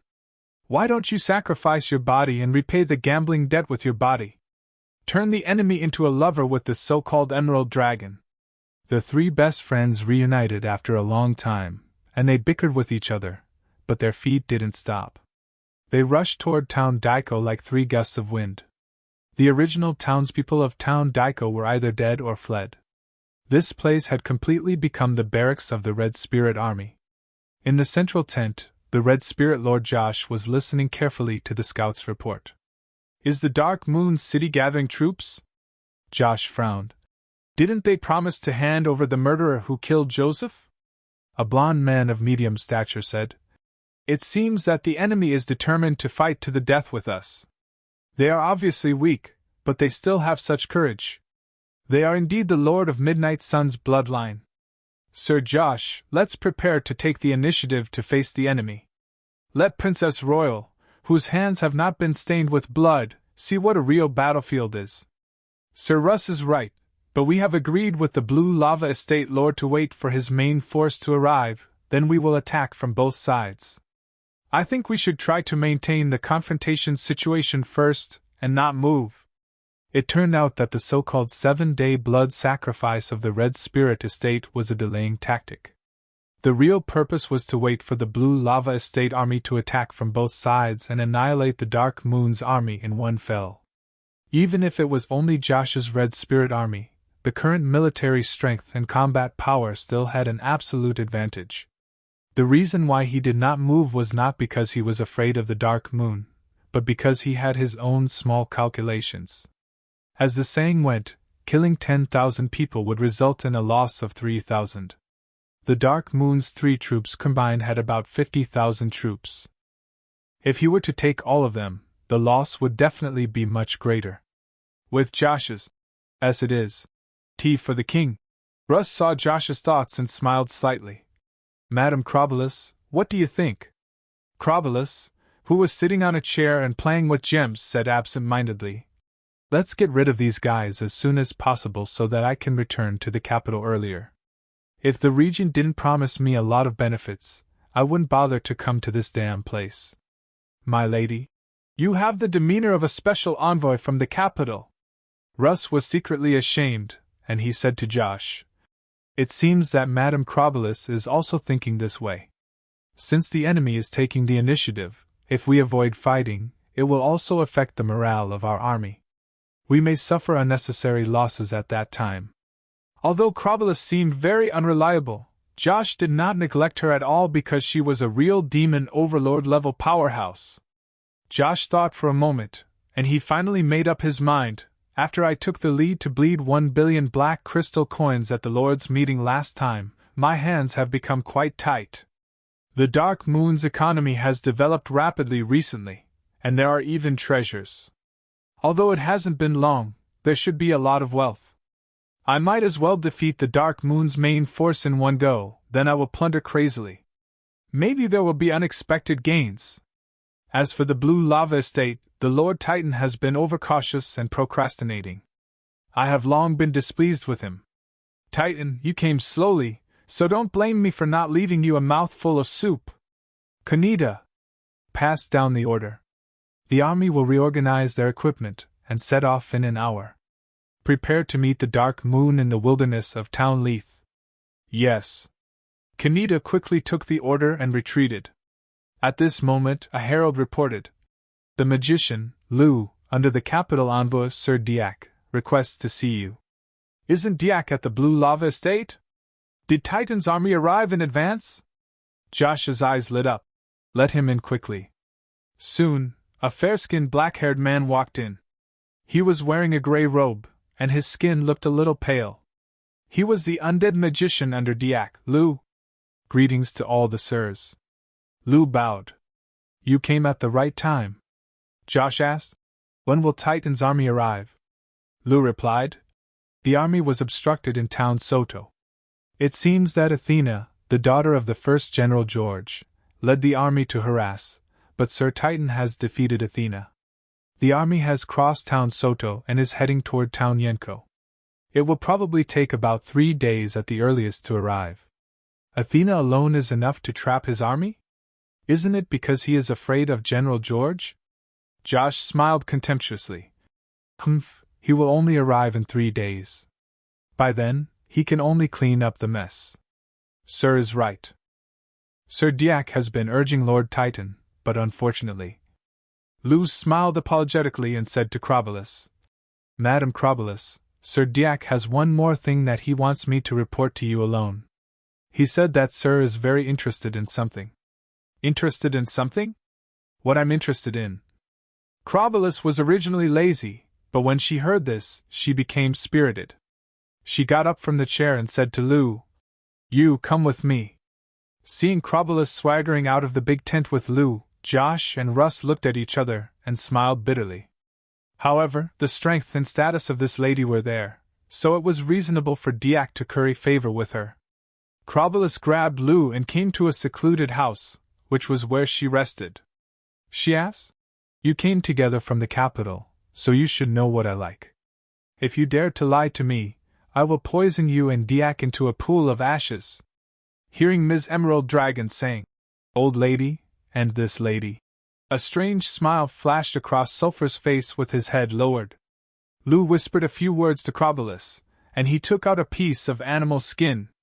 Judging from its appearance, it should be very old. Crobolus' eyes lit up. This is the map of the Dark Moon's treasure. Sir Diak took great pains to get it. He doesn't have too many requirements. He only hopes that after Sir returns to the capital, you can recommend him appropriately to the regent so that he can be put in an important position. Okay. No problem.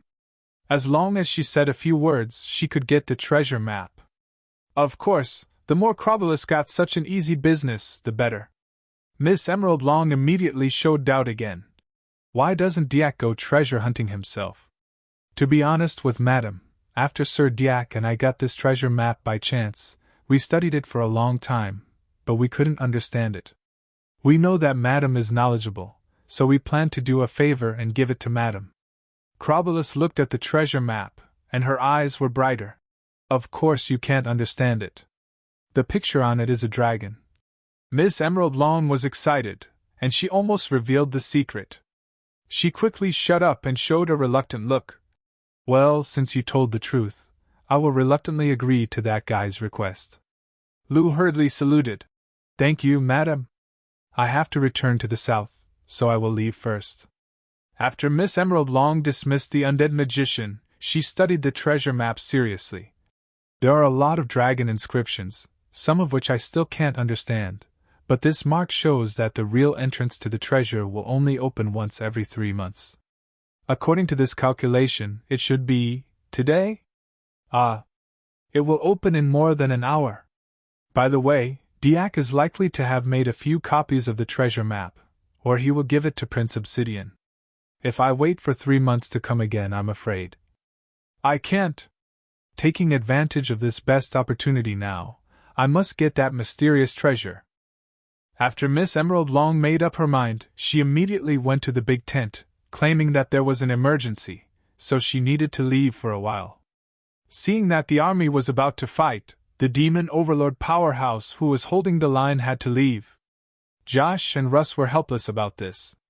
However, even without Crobolus, with the power of Josh and Russ, plus the Red Spirit elites and army, they would definitely win.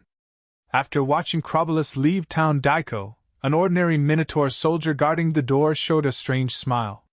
This Minotaur was an undead magician a few minutes ago. He handed Chrobulus a map of the Dark Moon's treasure. The Minotaur was naturally Shinrei. The map was prepared in advance when he set up the Blue Lake Mountain Range's treasure. Now, it actually came in handy.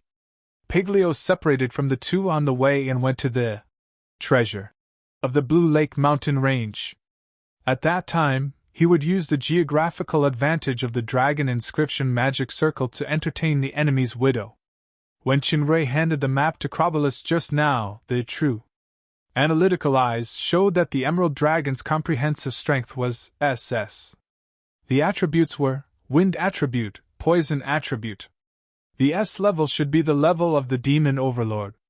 Rala also said that Chrobulus was just a mere early stage of the Demon Overlord. It seemed that the Emerald Dragon's true strength could be fixed at the early stage of the Demon Overlord. If Piglio was not affected by the seal, then dealing with Chrobulus was just a piece of cake. But now his power was sealed at the peak stage of the Demon Emperor, and he couldn't advance even an inch. Even if he had the combat experience of the peak stage of the Demon Overlord, his power was still much inferior. He was probably doomed if he faced Chrobulus head-on. This time, Piglio's main responsibility was to hold back the Emerald Dragon so that she could not participate in the decisive battle between the Red Spirit and the Dark Moon. Restraining the opponent's Demon Overlord powerhouse with the peak stage of the Demon Emperor could be said to have succeeded the first step. As long as the Earth Elemental King Mor arrived, it should not be a problem to subdue Chrobulus. The next step was the mission to disrupt the Red Spirit Army's morale before the expedition. In the big tent, Josh had changed into a military uniform, and Russ had gone to prepare. At this moment, there was a sudden uproar outside. Kaneda hurriedly walked in and said, "Something happened." "Sir Father, a large amount of poisonous mist suddenly appeared in the barracks. It is very terrifying. The poisoned person is either unconscious or poisoned into ashes. Even the potioneer can't detoxify it." "Damn it!" Josh was furious. There was actually such a change before the army set off. It must be the Dark Moon's spy who wants to disrupt the army's morale. This kind of poison is likely to be related to the Dark Moon's potion master, Aldous, who is famous in the Empire. Josh still guessed wrong. This poison originated from a poison dragon that was countless times more terrifying than Aldous. However, the power of the crystals used by Shinrei and Lomont to disperse the poisonous mist was limited after all. If the poison dragon himself did it, the power would be dozens of times more terrifying. Of course, if the Emerald Dragon, who was also proficient in poison, was still here, it might not be able to achieve the current effect. Josh made a prompt decision. Immediately send out the Magician Brigade to control the spread of the poisonous mist with magic. Before Kaneda went out, the herald hurriedly reported, "Bad news! Sir, the provisions camp is on fire. Sir Solana, who is guarding the camp, was seriously injured by a sneak attack." "What?" Josh was taken aback. The provisions camp is protected by a special magic circle, and it is guarded by the intermediate stage Great Demon King, Solana. It is actually silently attacked by the enemy. When did the Dark Moon have such a powerhouse? Could it be that Princess Royal personally took the risk? Impossible. What are you waiting for? Send someone to extinguish the fire immediately. The herald bowed his head and said, "The enemy seems to be using a special magic burning item. Even the protective magic circle that contains it can't play a role. The soldiers have tried their best to extinguish the fire, but half of it was still burned." "Half? In such a short time?" Josh was furious. He took a deep breath and calmed down. "Pass down the order. All troops are ready to set off immediately to Town Leith. As for the provisions, Kaneda, you go and announce to the soldiers that there is still a large number of emergency provisions in the quartermaster's space ring so that they don't have to worry. What's more, after defeating the enemy in Town Leith, we can go to the Dark Moon to plunder without restriction." Will we still be afraid of not having provisions by then? Josh was indeed a veteran. He immediately thought of a way to boost morale. As the herald was about to pass down the order, there was a flash of lightning suddenly. He was actually knocked to the ground by Kanita's magic. Josh was startled. Kanita, what are you doing? This guy is very suspicious. Kanita squatted down. Sir Father, come and look here. Josh took a few steps forward and saw a strange mark on the corpse's arm. He frowned and said, What is this? Just as Josh approached, a faint yellow light flashed in Kanita's eyes. A cold dagger appeared in his hand, and he stabbed at his father's ribs like lightning. Before he touched the target, Josh had disappeared instantly. Almost at the same time, Kanita's entire arm and half of his body were frozen into ice, and he couldn't move for a while. Josh's eyes showed a cold light. He had been wary of Kanita for a long time. In other words, he had never relaxed his vigilance since his son's wings began to grow. In the history of the demon realm, there were countless examples of sons killing their fathers to seize power. Josh didn't want to be the father of such cases. It's not surprising that you want to kill me, but your poor patience is beyond my expectation. Josh sneered. Since your brother is dead, this position will basically be yours in the future. Why are you so impatient suddenly? No, I'm a little too impatient.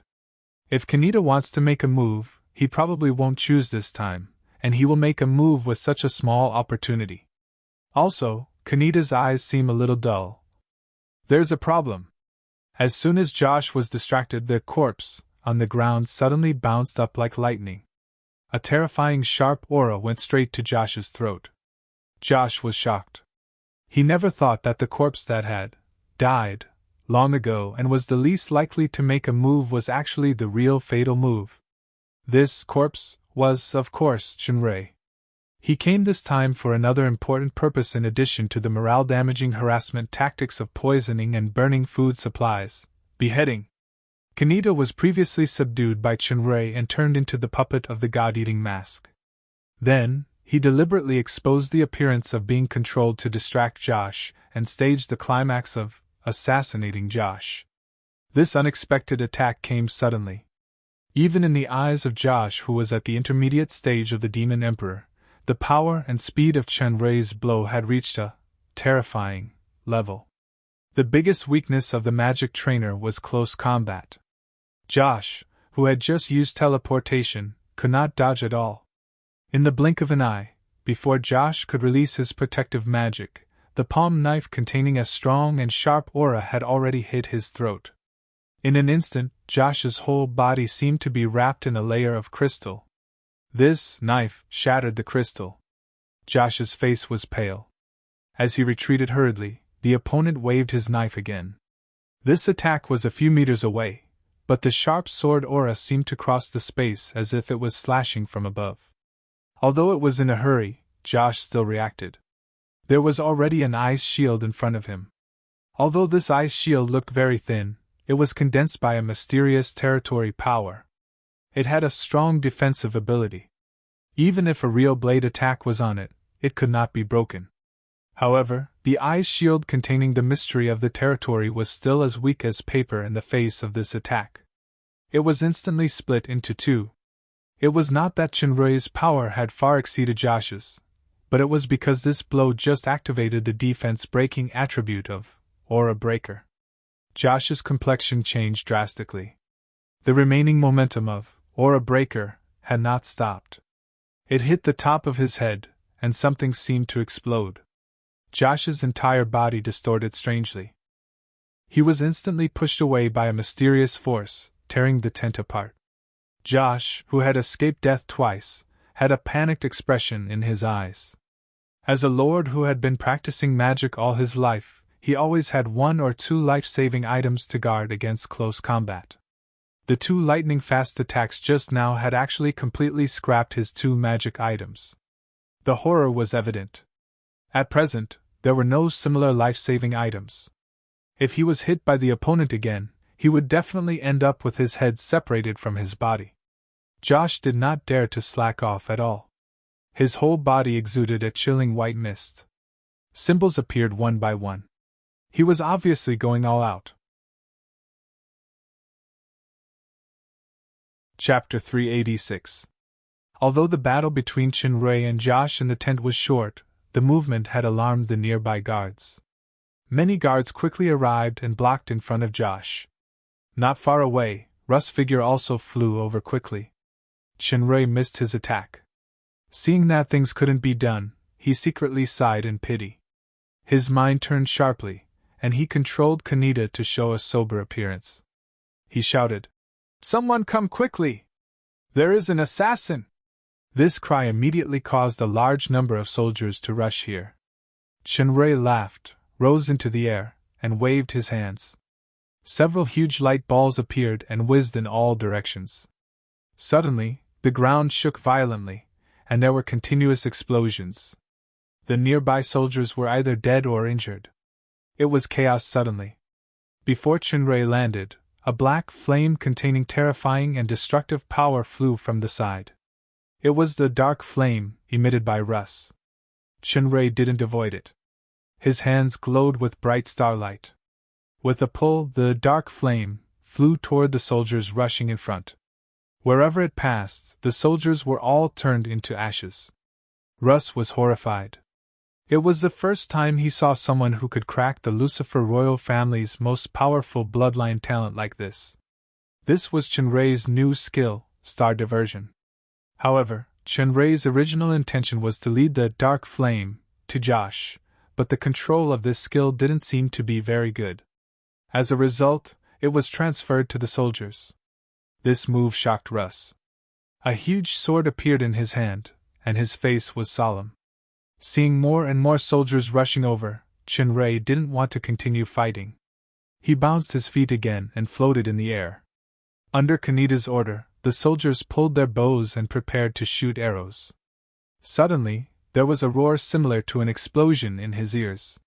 He felt dizzy, then he saw the floating figure suddenly became incredibly fast like a cannonball, disappearing into the sky in the blink of an eye. Josh and Russ looked at each other, and they saw the horror in each other's eyes. He poisoned and set fire, controlled Kaneda with secret skill, assassinated the army leader by a trick, and then retreated unscathed in front of the two demon emperors. When did the Dark Moon have such a terrifying character? After counting the losses, a ruthless light flashed in Josh's eyes. He ordered the army to set off immediately to Town Leith. At present, the morale has been damaged. If we avoid fighting, I'm afraid we will become more depressed. As long as the Dark Moon's main force is defeated, no matter how strong the mysterious assassin is, he can't change the overall situation. Besides, Crobolus happened to be absent, otherwise she would definitely be able to take down this assassin. There was nothing to be afraid of. Crobolus was now rushing to the Blue Lake mountain range impatiently. In order to arrive before the real entrance to the treasure was closed, she had already turned into a dragon and flew. The emerald dragon was good at poison and water element power. Although it was not the most powerful physical among the dragons, its flying ability was also far better than the pseudo-dragons like the wyverns. If the wyverns were the strongest air combat force, then the dragons were the real air overlords. With Crobolus' demon overlord strength, it did not take too long to reach the Blue Lake mountain range. Chinrui had also considered this. Since Paglio's strength had not recovered, if he faced Josh head-on, he would definitely not be able to kill him in one blow. After Crobolus knew that she was fooled, she would quickly rush back to the Red Spirit Army. With her ability, it would not take too much time to go back and forth. Therefore, the Poison Dragon's mission was to delay. Even if he could not wait for the Earth Elemental King to arrive, he had to delay until the end of the battle between the two armies so that the Emerald Dragon, a demon overlord powerhouse who could affect the entire battle, could not appear at the critical moment. Crobolus landed at the entrance of the Blue Lake mountain range, and she returned to her human form. She held the treasure map and walked toward the entrance of the treasure, step by step. The entrance is in front, but these inscriptions are really annoying. How do I get in? Sigh, if I knew this, I shouldn't have slipped away when I was in the dragon inscription class. Woo woo. My treasure, I don't care. Even if I break in by force, even if I break my newly bought clothes, I must get the treasure today." Just as Miss Emerald was trying to dispel the dragon inscription, while beating her chest and stamping her feet. "I regret not having enough knowledge when it's time to use it." The Red Spirit Army had arrived in the wilderness outside town Leith, and they just happened to meet the Dark Moon Army that rushed over. The two armies confronted each other at an effective distance. The Dark Moon almost turned out in full force this time. Under the Red Blood Warlord's flag inherited from the Lord of Midnight Sun was the Imperial Guards led by Jia in a cone-shaped formation. Jia was dressed in silver-white armor with a long sword on her waist. She was sitting on a white magic horse. Her long golden hair and cloak fluttered slightly, making her look valiant and heroic. On both sides were the garrison army led by Erix and Old Ford. The entire formation was like an arrow. However, the Dark Moon only had the Imperial Guards and garrison army.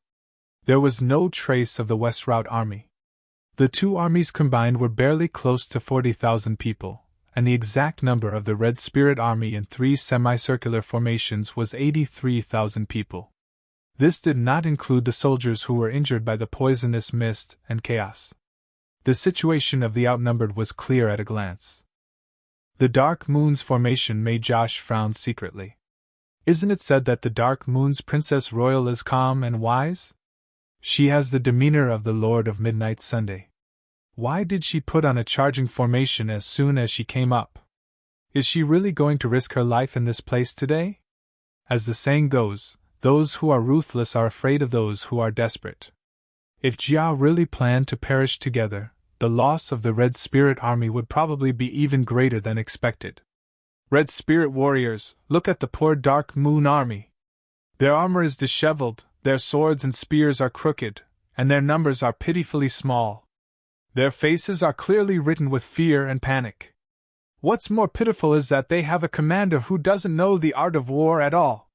Based on the current military strength, if the Dark Moon holds its ground and doesn't come out, it may still cause a little hindrance to us, but now they actually take the initiative to attack. What should we do to the ants who come to die? Kill! Kill! Kill! The Red Spirit Army thumped the ground with their weapons, and the entire wilderness sounded in a neat voice. Facing the enemy that was several times stronger and had high fighting spirit, the Dark Moon Army seemed more nervous. Some mounts had begun to retreat uneasily. Pre-war encouragement was something every commander would do. Josh was worthy of being the great lord who knew the soldiers. A few words had boosted the morale of the soldiers. The effects of the previous poisoning and burning of food and fodder seemed to have been reduced a lot. At this time, Jiao's firm voice sounded. "Soldiers of the Dark Moon, this is the land where we grew up. It is our most precious home. The Red Spirit Lord Josh has indulged his son to commit murder. He is perverse and insubordinate. He has shamelessly invaded our home. If we take a step back, the wealth that we have accumulated will be plundered, our relatives will be humiliated and killed, and the home that we have built with great difficulty will be destroyed and destroyed. Can we retreat?" "No!" The Dark Moon soldiers replied in unison, but they were slightly inferior in terms of momentum. After all, they were outnumbered by the enemy. "The royal flag above my head is the red blood flame flag of the Lord of Midnight Sunday. Once upon a time, this flag stood at the pinnacle of the demon realm, receiving everyone's admiration. No one can shake its majesty. Remember the Battle of Warlock?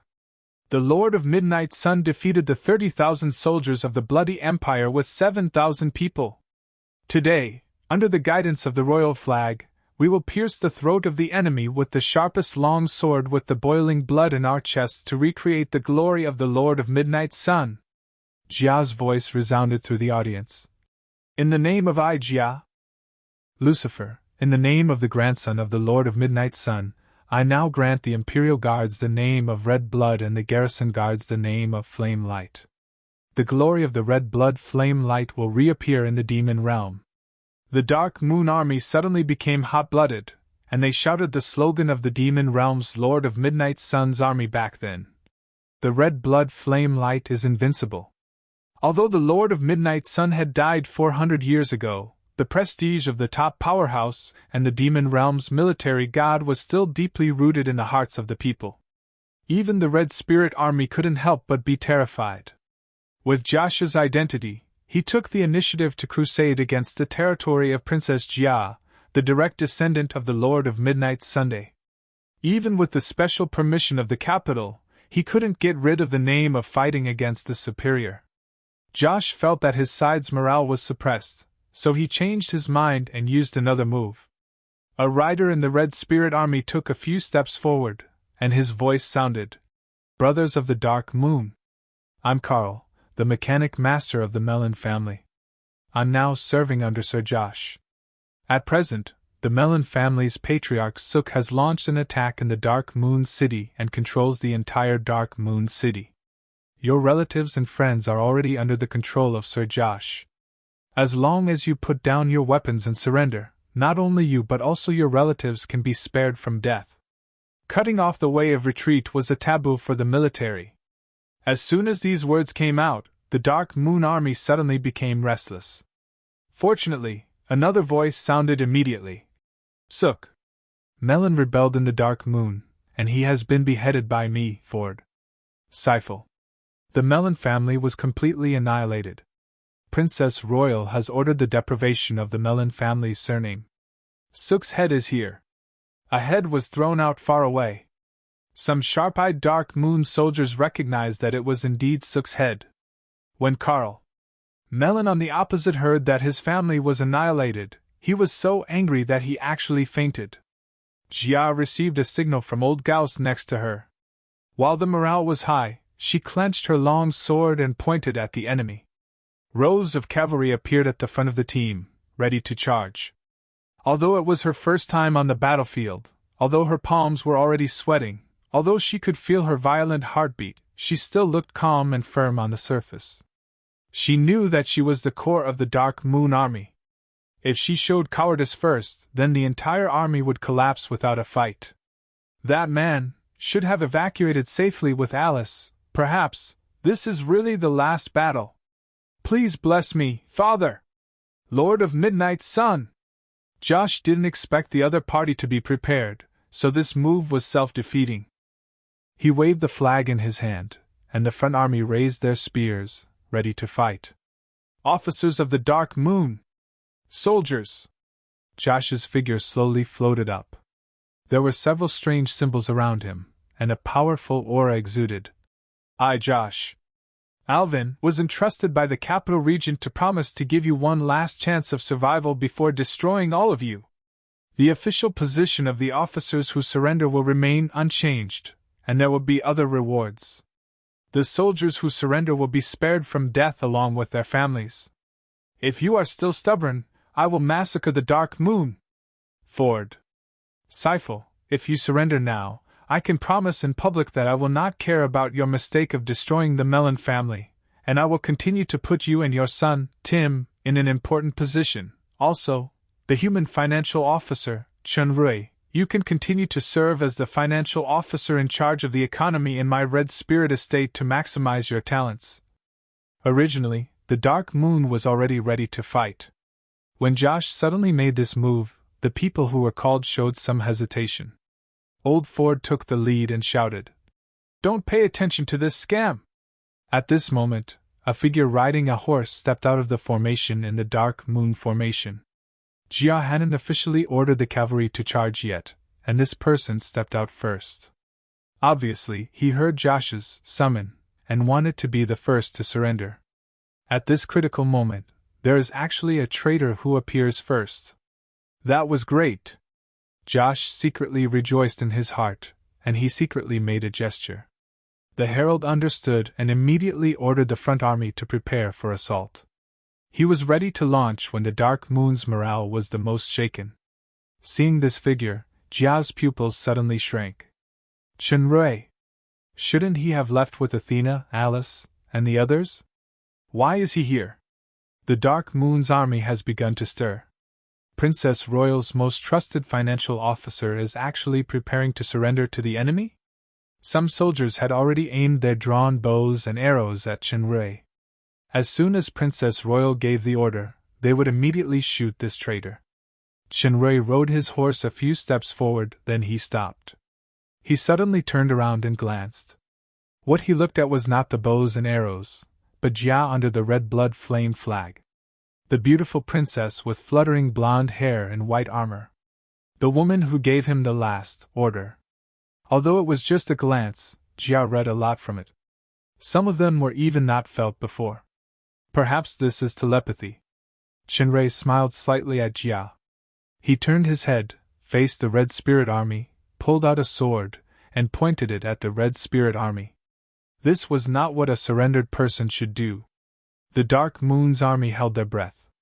The human's strength was very weak. This sword could hardly be held firmly with one hand, but no one laughed at him. For Princess Royal! The human's voice was not loud, but it was firm and powerful. He urged his horse to rush forward first. One person, facing nearly 100,000 enemy troops. In an instant, the blood of the Dark Moon's cavalry and everyone in the Dark Moon was burning. A weak human actually rushed to the forefront. Jia's eyes had already shed tears uncontrollably. She felt that the long sword in her hand was unprecedentedly firm. In this battle, regardless of life or death, she had no regrets. Seeing Jia waving her sword and pointing, old Gauss lost the opportunity to shout, "For Princess Royal!" The voice instantly became loud. Almost everyone in the Dark Moon army shouted. The wave-like roar resounded throughout the battlefield. The powerful momentum far overshadowed the Red Spirit Army, which had an absolute advantage in number. In the sound of the charging horn, the humans' clumsy horse-riding technique had long been surpassed by their surging companions.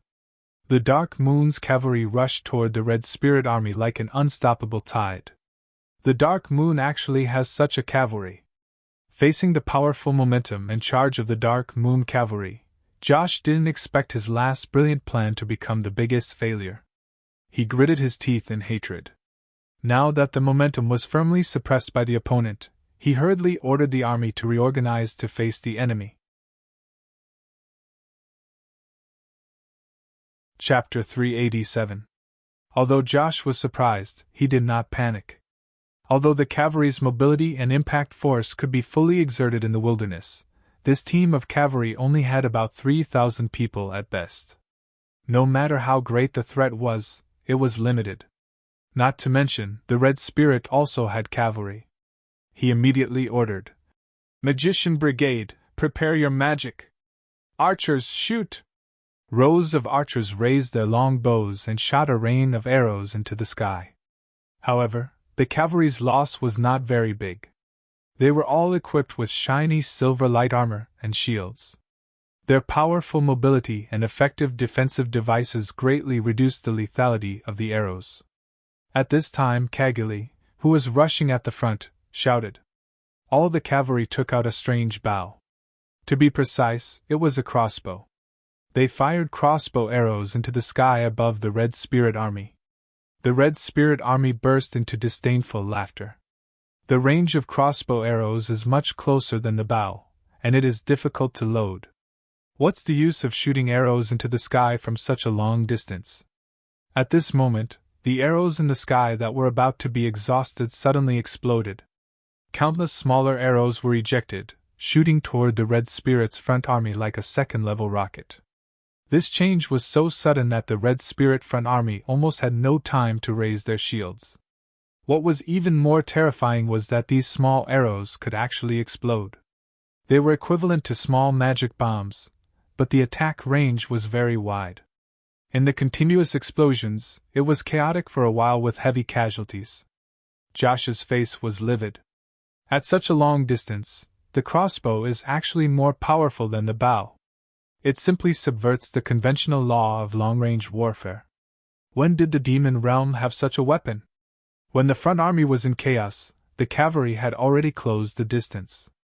If the Red Spirit cavalry was dispatched now, they might be able to entangle and delay the opponent's advance, but Josh did not do this because the Magician Brigade's magic was ready. The intensive magic bombardment would become the nightmare of these eccentric cavalry. For a while, wind blades, fireballs, icicles, and lightning rained down, interweaving into a gorgeous and colorful death net. Under the leadership of the cavalry captain, Kagili, the Dark Moon cavalry immediately dispersed, but many were still affected. Several galloping figures were submerged in the light of magic. "Cavalry brigade, dispatch!"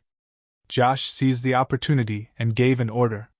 The Red Spirit's most elite cavalry brigade rushed out of the formation, wanting to annihilate the remaining Dark Moon cavalry.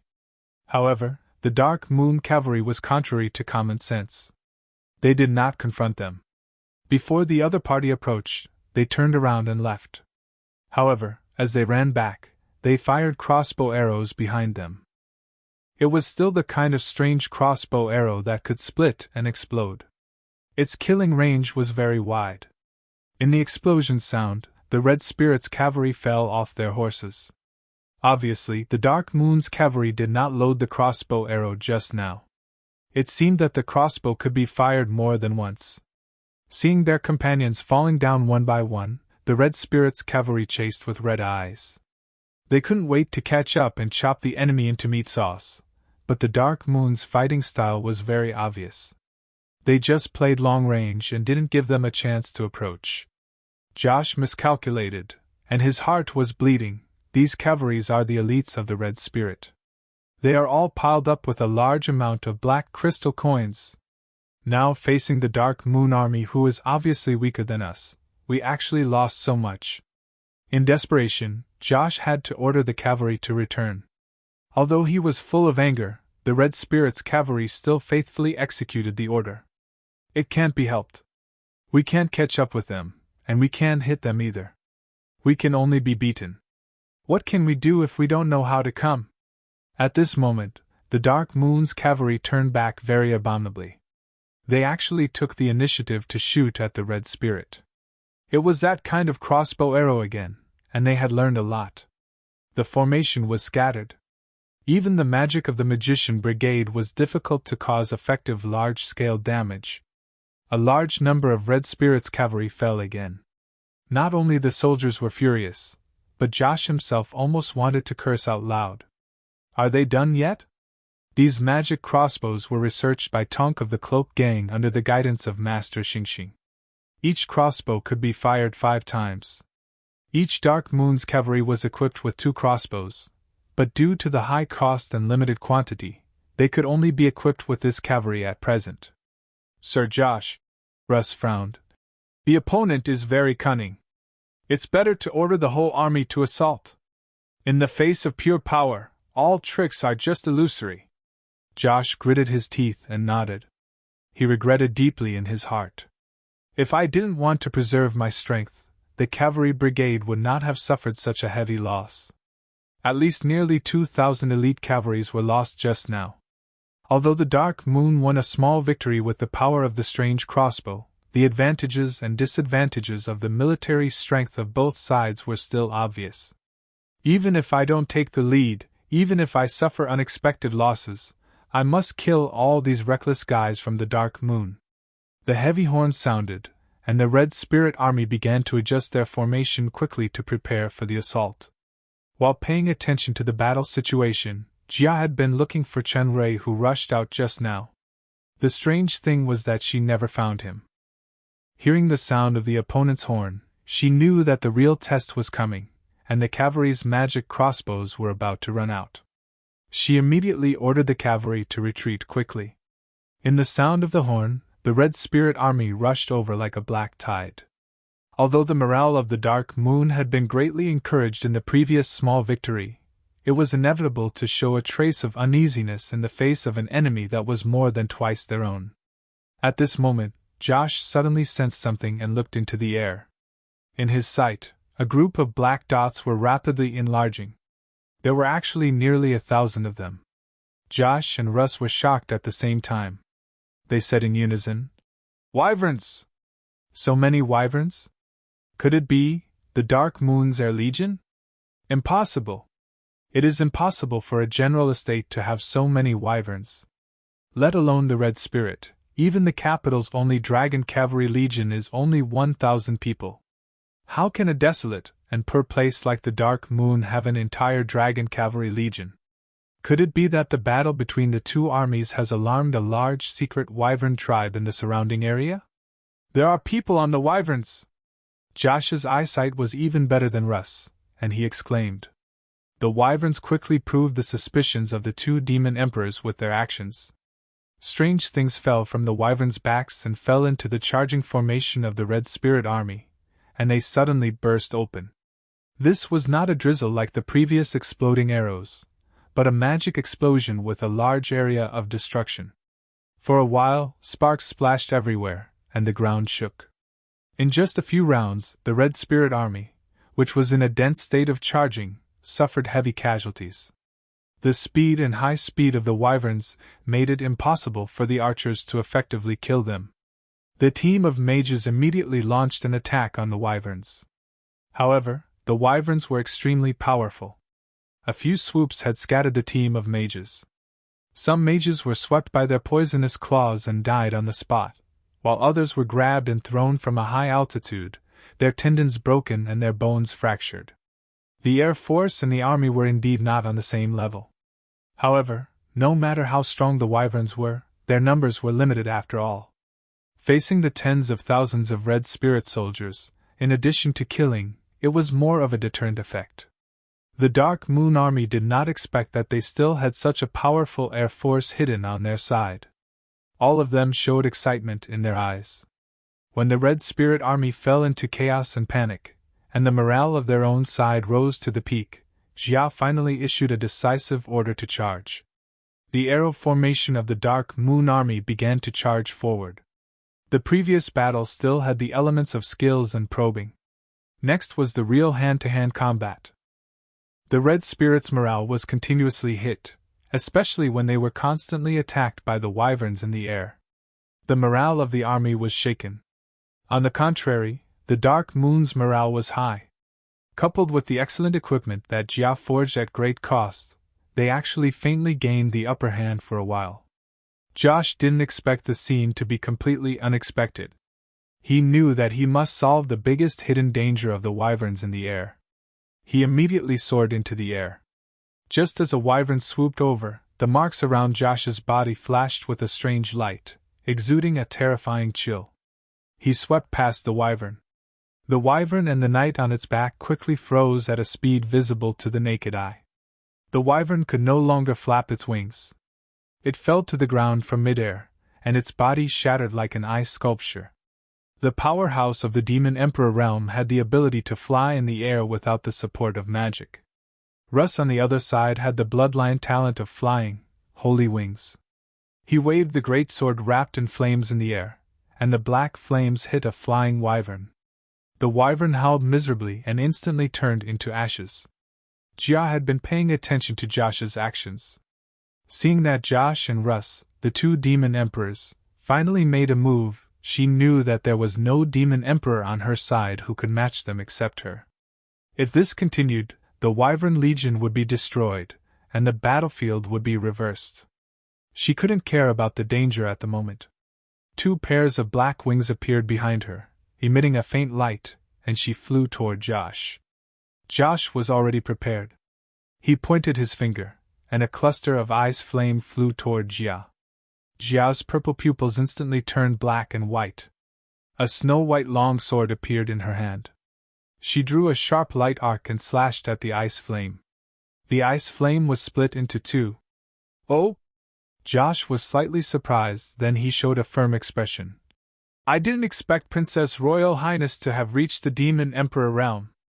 Unfortunately, you are only the early stage of the Demon Emperor, and your actual combat experience is too poor. You are not my opponent." This sentence was not bragging. Jia had just used the power of Heart of Light and Dark, and Holy Wings, to slash the ice flame, but the hand holding the sword trembled faintly because of the power of thunder and lightning contained in the ice flame. However, she did not hesitate and flew straight toward Josh. Josh's flying ability was the combination of the Demon Emperor realm and the Magician's flying spell, but it was not as fast as the Holy Wings.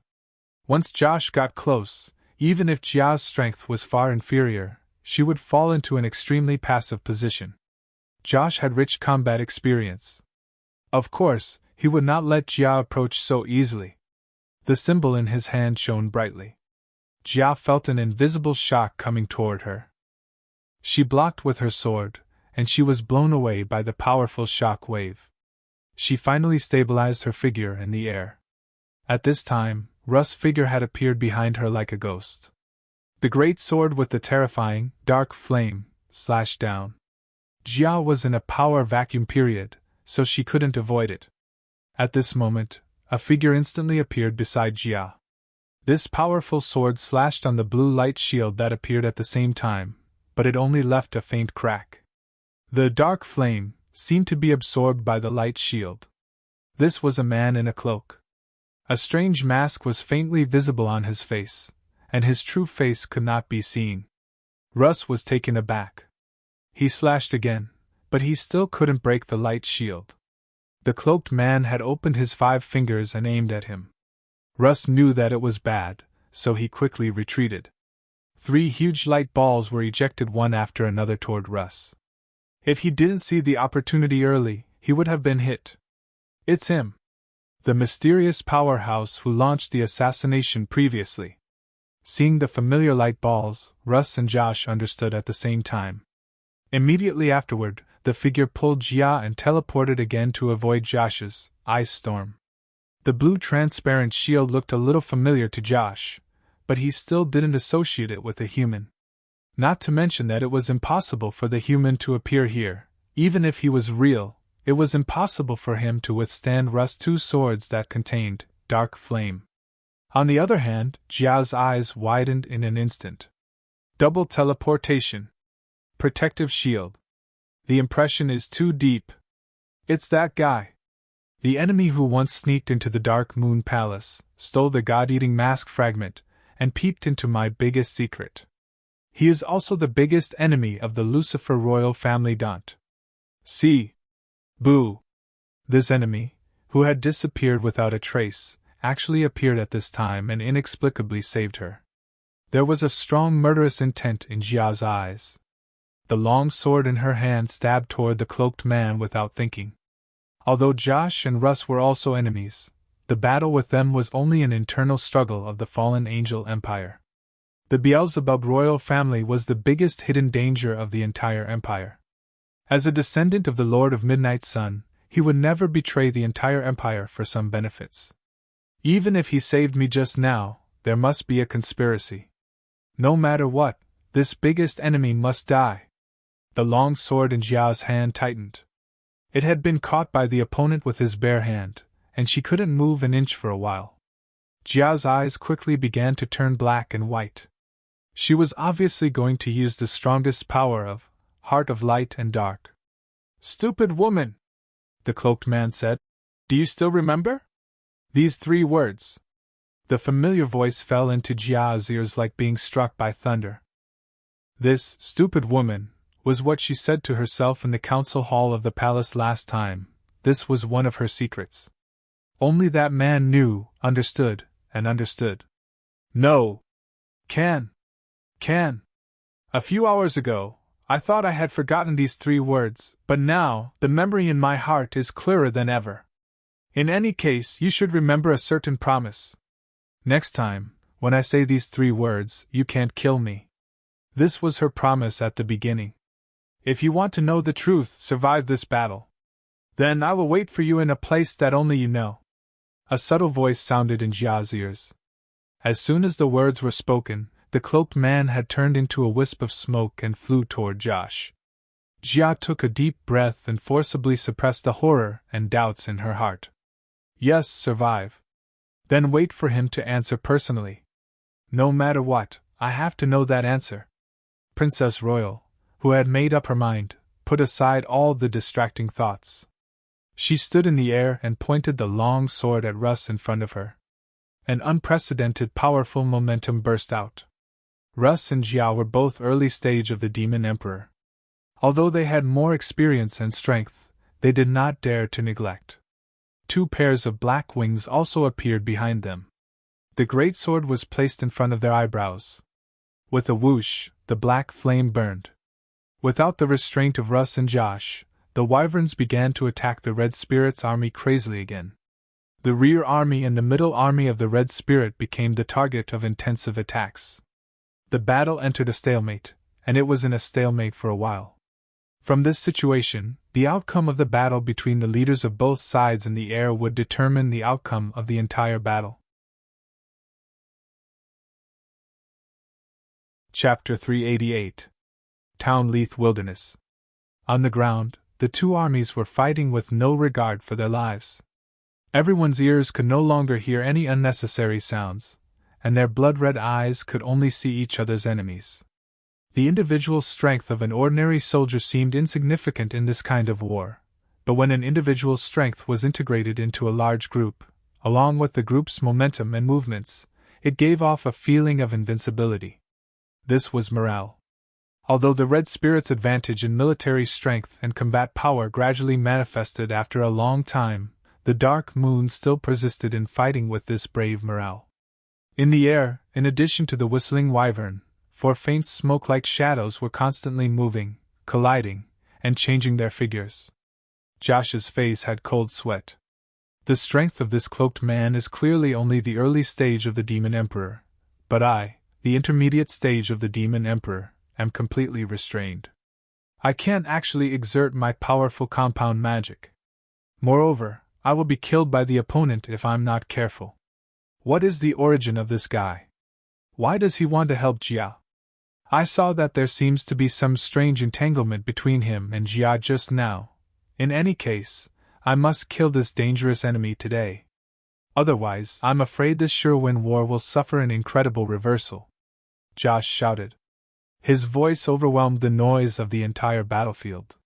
Several blue symbols wrapped in flames around him pulsed violently. In the white mist, an oppressive chill spread rapidly in all directions. With Josh as the center, the soldiers within 100 meters were instantly frozen into ice sculptures regardless of friend or foe. The nearby soldiers fled one after another. No one dared to approach this area again. Shinrui did not act rashly. He calmly looked at Josh, who was integrated into the white mist. He had already seen this kind of compound magic territory of the two elements of water and wind when he incarnated as Charles, but at that time, it was obvious that Josh only showed a little power tentatively. He did not really launch a killer move. He was already going all out in front of him.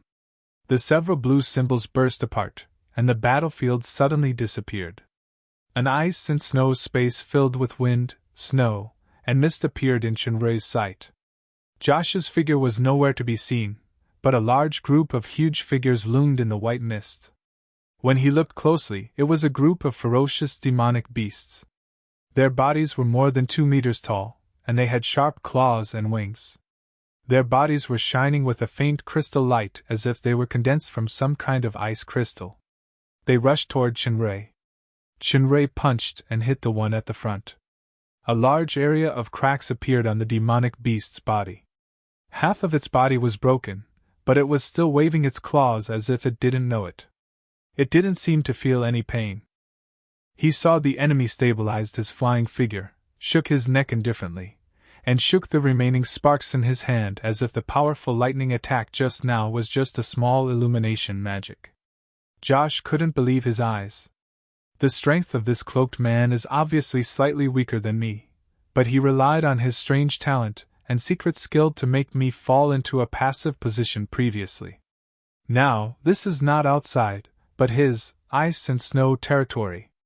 In this territory, he was hit by the strongest compound magic, ice and thunder flash, but he is actually fine. Shinrui had fought with Josh before, and he knew that the other party was proficient in the power of the two elements of water and wind. Under the cover of the cloak, he had piled up wind-resistant and water-resistant equipment.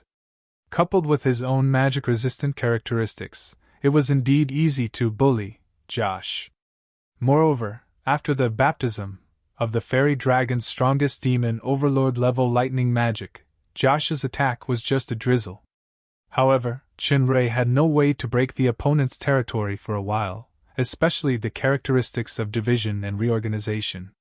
Josh's so-called immortal body did not seem to be bragging. Shinrei once obtained a trace of understanding of the basic law in the demigod territory space. His understanding of territory had reached an unprecedented height, even surpassing some demon overlords. Everything in the world is a masterpiece of nature. It can be said to be perfect, but it is not flawless. The same is true for territory. The territory power is actually the power of nature and the power of the world. Any territory is a perfect work of art, but it has flaws. The so-called flawlessness is contrary to nature, which is a kind of flaw in itself.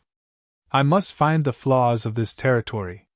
Just when Shinrei's mind was highly concentrated, the true analytical eye's analysis began to flash. The surrounding territory became another scene. Josh, the ice beast, and the white mist all became translucent outlines. There were also layers of constantly changing strange objects. Judging from the fluctuations and changes, it should be invisible energy bodies. This seemed to be an analytical chart of some kind of instrument, and it was three-dimensional. Since the 5-star evolution, Shinrei encountered this situation for the first time.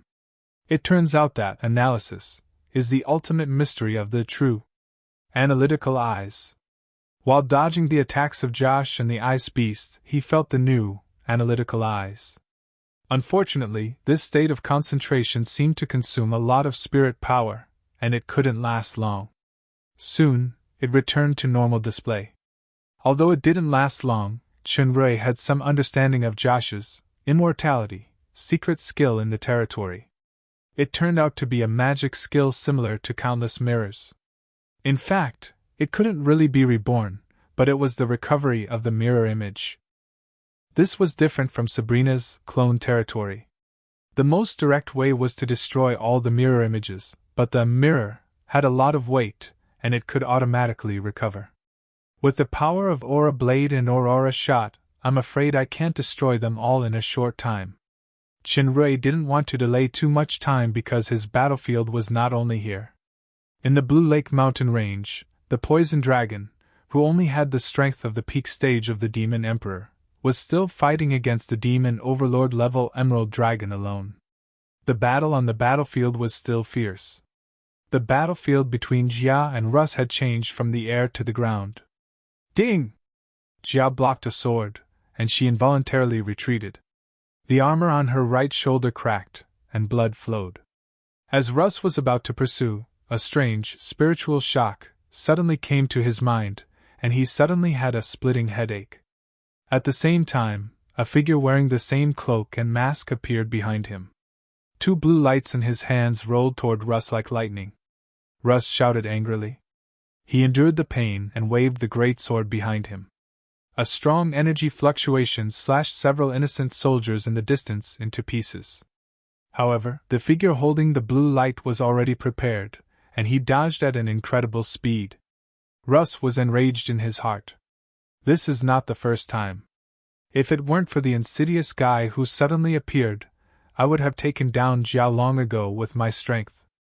Although Russ had only awakened 2 bloodline talents, Dark Flame and Wings of Holy Light, which was one less than Jia's, Heart of Light and Dark, his experience and combat power were still far superior to Jia, the rookie, who had just advanced to the Demon Emperor. Jia seized this gap and stood firm. With a clear shout, her long sword shone brightly, and she slashed toward the ground. The ground trembled violently, followed by an earthquake. The ground around Russ seemed to erupt like a volcano.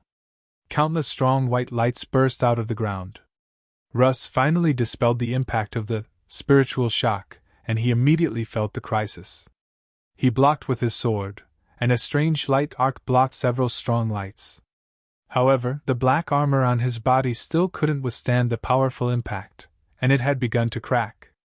At this moment, Russ, Jia, and the mysterious man holding the dual swords simultaneously felt that there was something wrong with the battlefield in the air, and they looked up together. In the territory filled with white mist and chilling air, it was like a star shining at first, then there was suddenly a strange color, red. This kind of red contained a fierce, manic, and destructive breath. Even Russ and Jia, who possessed the strongest destructive flame in the demon realm, Dark Flame, couldn't help but be moved. The white mist territory began to twist constantly like a lake being stirred by a giant dragon. As it trembled, it actually boiled. Boom! As if something exploded, the white mist dispersed. A figure fell from midair like a kite with a broken string. Russ's face suddenly changed. This person is Josh. Josh's life breath has fallen to the lowest point. The armor on his body has shown a terrifying distortion and damage. Shocking scars can be faintly seen. There was only one look in the eyes of the Red Spirit Lord: fear. The intermediate stage of the Demon Emperor was actually defeated by the early stage of the Demon Emperor, and it was a complete defeat.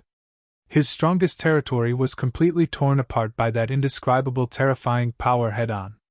He was utterly defeated. The extremely weak Josh's eyes gradually became hazy. Vaguely, he seemed to see Kanita's figure approaching this side. Josh was actually defeated.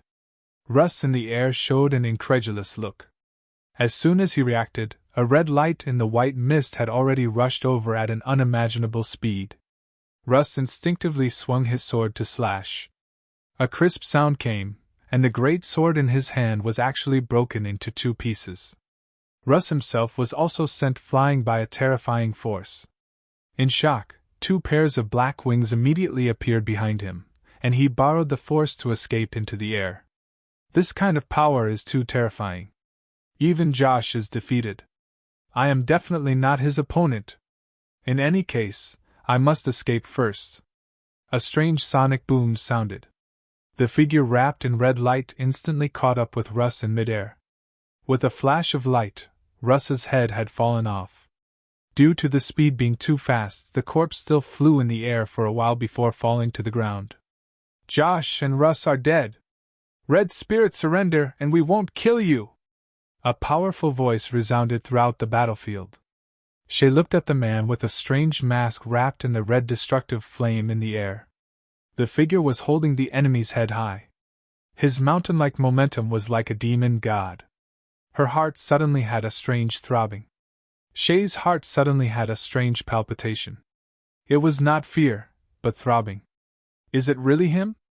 Does he also have such a strong and brave side? The Red Spirit army suddenly panicked. Where is Sir Lord? Is he really defeated? That head. At this time, Kanita had found Josh, who had fallen to the ground, and he shouted, Sir Lord is seriously injured. The capital's envoy is dead. Retreat quickly. This shout was tantamount to adding fuel to the fire. Even Sir Lord was defeated.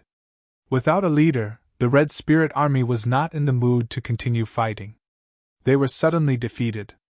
Shinrei slowly landed and threw Russ's head on the ground. The eyes behind the mask glanced at Jia's complicated eyes, and he said, I must go to another place immediately now. The biggest enemy this time, Crobolus, is there. If I can come back alive, you will know the truth. It turns out that Crobolus is held back by him with some kind of strategy. Jia was shocked. He still has to deal with the terrifying demon overlord level enemy now. In fact, Jia wanted to go with him, but she knew that she couldn't. She couldn't be a burden to him. Besides, as the commander, she must stay to pursue the defeated soldiers and preside over the overall situation. Don't forget your promise. Jia took a deep look at him. Without saying much, she flew toward the Dark Moon army. Shinrei understood in his heart that the so-called promise was waiting for her in a place that only she knows, to let her understand everything. Of course, the first thing is to come back alive. She didn't say this sentence, but both he and she understood. Pursue them all.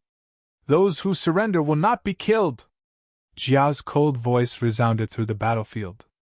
The Dark Moon army was full of momentum. Under her command, they pursued with all their might.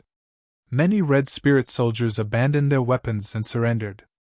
After the baptism of this war, not only the quality of the Dark Moon army, but even Jia's own strength and commanding ability had reached a new level. It's unfair! Another one. The cloaked man who previously helped Jia to deal with Russ shook his head with a sigh. I say, jealousy is not a virtue. Anyway, The poor left eye of the demon god has been firmly stared at by the right eye. However, I don't have time to accept your worship now. I'm going to help that dead duck dragon. Shinrei sneered and let out a long whistle. The Wyvern King Gade, who was originally carrying the Wyvern Legion commander, Kaguran, suddenly swung his body and threw Kaguran down. Without warning, Kaguran was shocked. Fortunately, he also had the strength of the peak stage of the Demon King, so he landed safely with a teleport. The Wyvern King flew straight toward Shinrei. Shinrei rose into the air, landed on the back of the Wyvern King, and flew south at full speed. Just as Crabalus approached, she felt that the entire sky seemed to have a layer of dark green color, and the surrounding scenery began to distort as if there was some kind of change in space. The corpse on the ground suddenly stood up and threw a punch at her chest. Emerald Miss Long was taken aback, but she still reacted quickly and blocked the punch. The moment the two came into contact, Crabalus felt an extremely strong heat flow into her body through the crystal jade armor on her arm. It actually began to burn like a fire through objects. Poison! Crabalus suddenly felt dizzy, and she couldn't help but be shocked. With my poison physique, I am actually still affected by this poison. Judging from the symptoms, the toxicity is extremely strong. The dignified Emerald Dragon who has been proficient in using poison all her life is actually poisoned by someone today. If this gets out, I'm afraid those dragons will laugh their heads off. This person's attire was very strange. He was wearing a tattered cloak and a mask. Obviously, the poisonous tooth, just now, had no effect on him. Even his clothes were only slightly corroded. Although Crabalus was poisoned, she had considerable resistance to poison, so she did not lose her combat power because of it. A white misty water element power suddenly rose from her hand, and she attacked with all her might. However, her opponent's combat experience was extremely rich. Without waiting for her to exert any strength, he quickly retreated, giving her a feeling of powerlessness.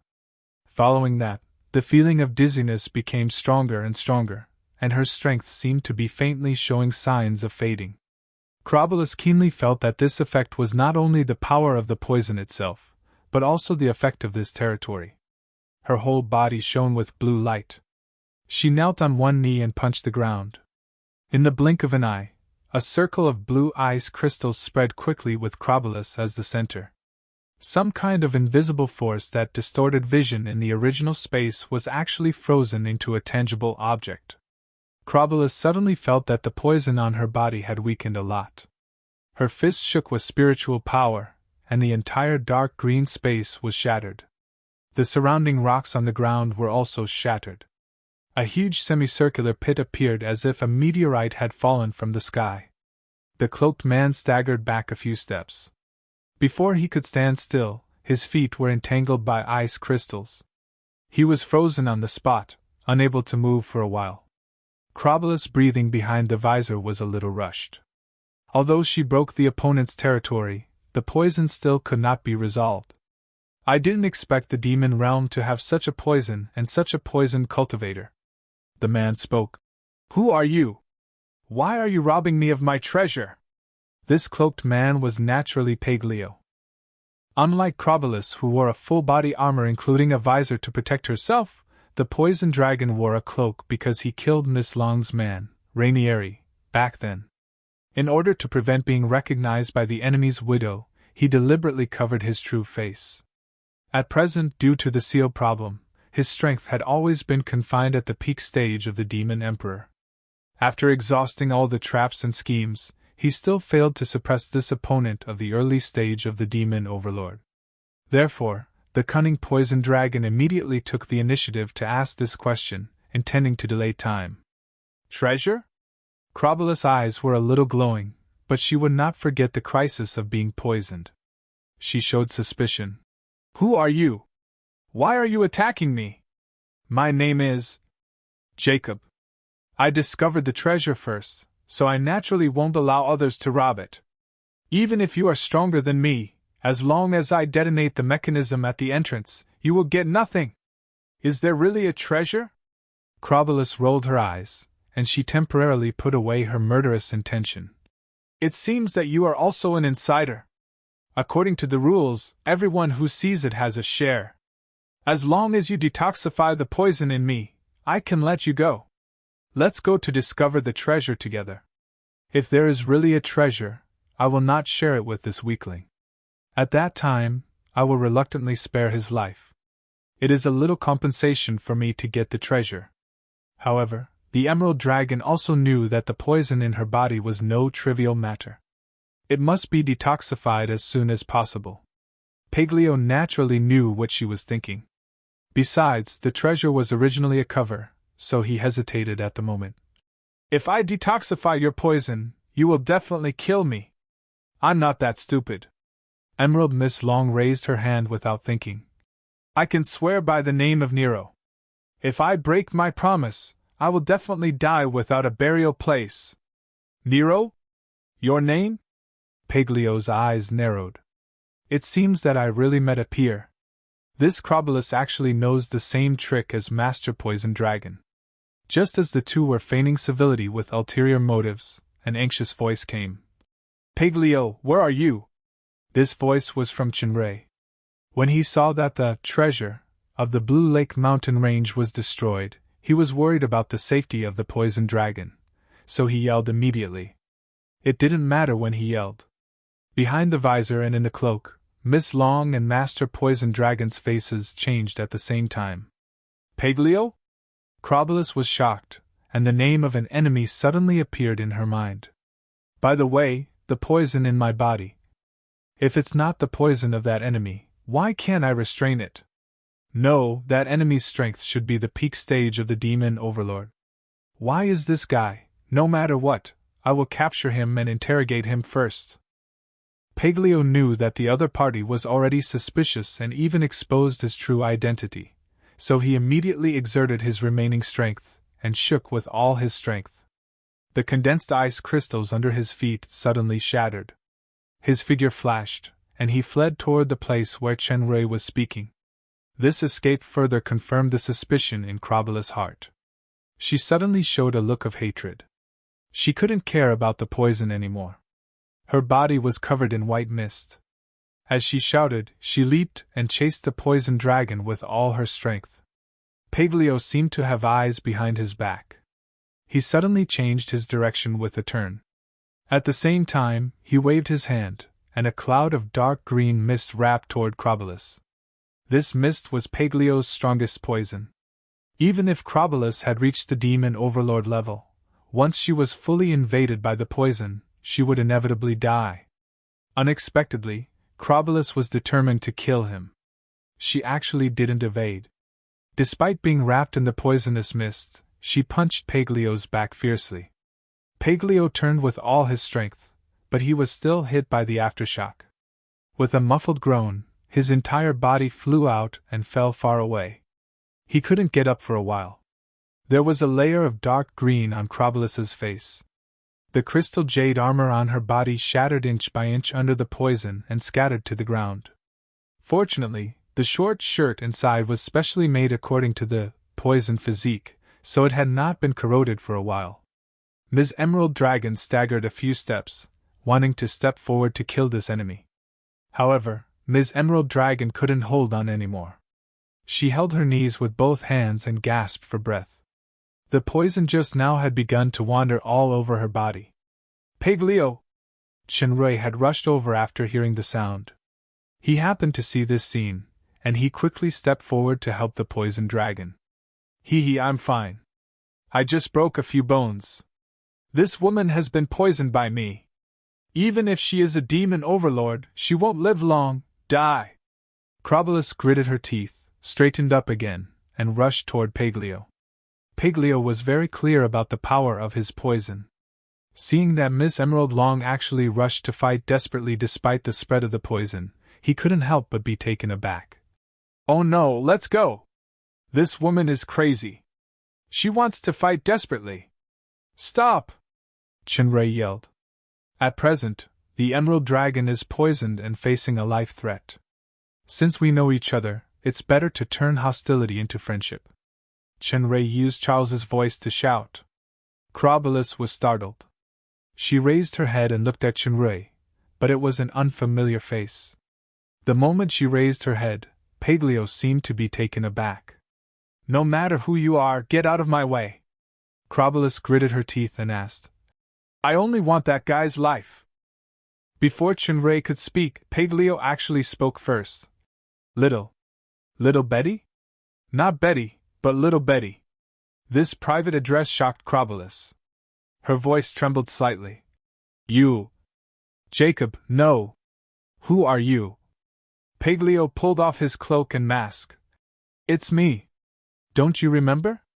You. Impossible. Crabalus showed an unbelievable look. Weren't you killed? Chinray was also dumbfounded.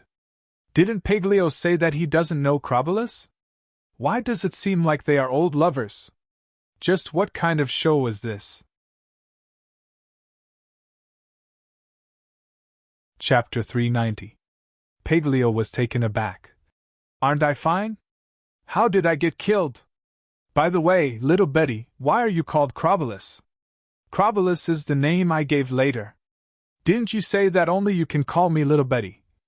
A blush flashed across Crabalus's face. Thinking of the name Chinray shouted just now, she felt the poison in her body became more and more intense. She felt dizzy for a while. No! Weren't you killed by the poisoned dragon Paglio and the fairy dragon Rala 2,000 years ago? You are not Rainieri. Who are you? Rainieri is just my alias. Paglio finally remembered something. He blushed, which was rare. Let me help you get rid of the poison first. You bastard. It turns out that I have been deceived by you. What about the treasures you took back then? What? She actually used the fairy dragon's ultimate skill shamelessly. Where are my treasures? Little Betty, can we talk about it after detoxification? Sob. It turns out, you are a liar. Hearing the dialogue between the two, Chinray finally understood the truth of some so-called grievances. Damn it! I have been working so hard here. After so long, it turns out to be the biggest mistake. It turns out that everything is a scam made by Paglio back then. More than 2,000 years ago, when Crabalus was still an innocent girl, she happened to embark on the path of dragon crime of robbing goods for the first time. When she earned the first bucket of gold in her career. Actually when she robbed a batch of treasures, she encountered a cunning, dead duck dragon. As a result, the girl who had just awakened to love was attracted by someone's powerful strength and flaunting wealth. She secretly agreed, and the two hit it off and began to have an affair. Miss Emerald Long fell uncontrollably step by step. In the end, she failed to defend her line of defense, and she had the most intimate relationship with the man who claimed to be Rainieri. She even handed over the treasures she robbed to him in a daze. On a whim, Rainieri once promised that he would grab the most precious treasure as a proposal gift.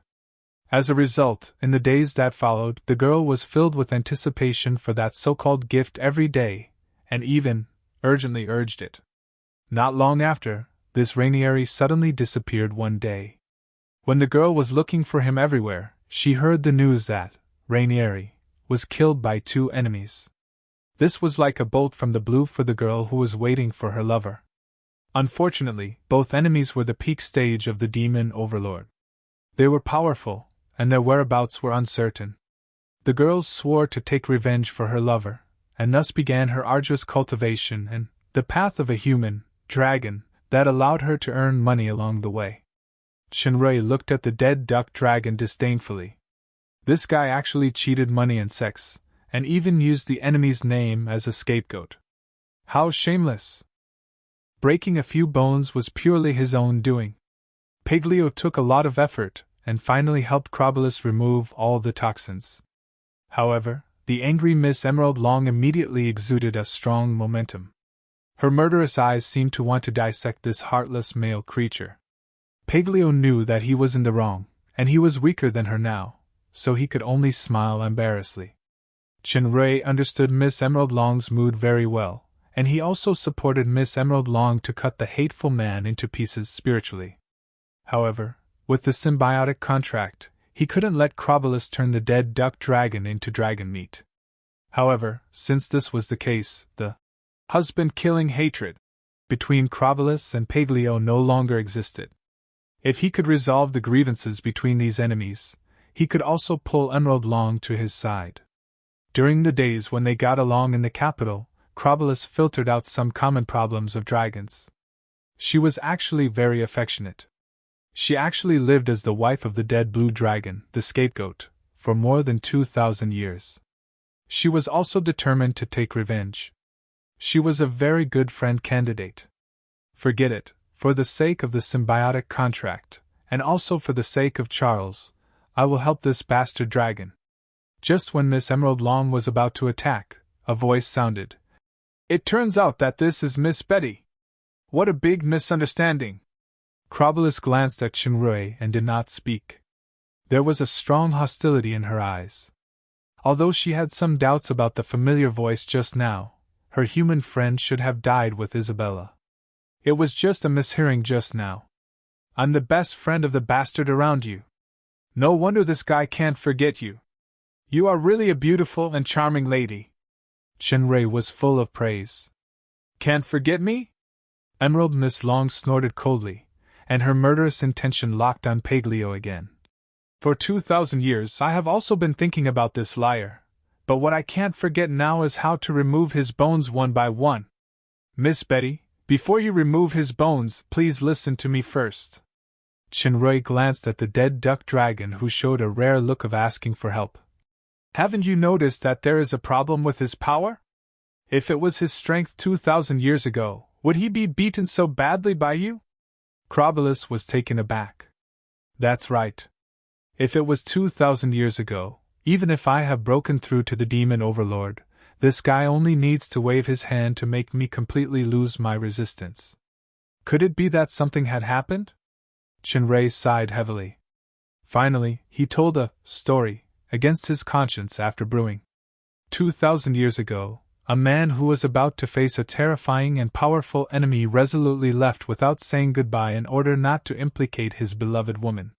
He embarked on a journey of battle.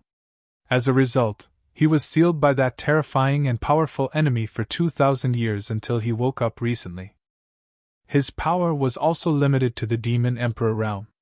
Unfortunately, he had not found the whereabouts of his lover. This story was described very vividly, especially some plots which were just like textbook classics. The poison dragon had goosebumps when he heard it, but Chrobulus was really touched.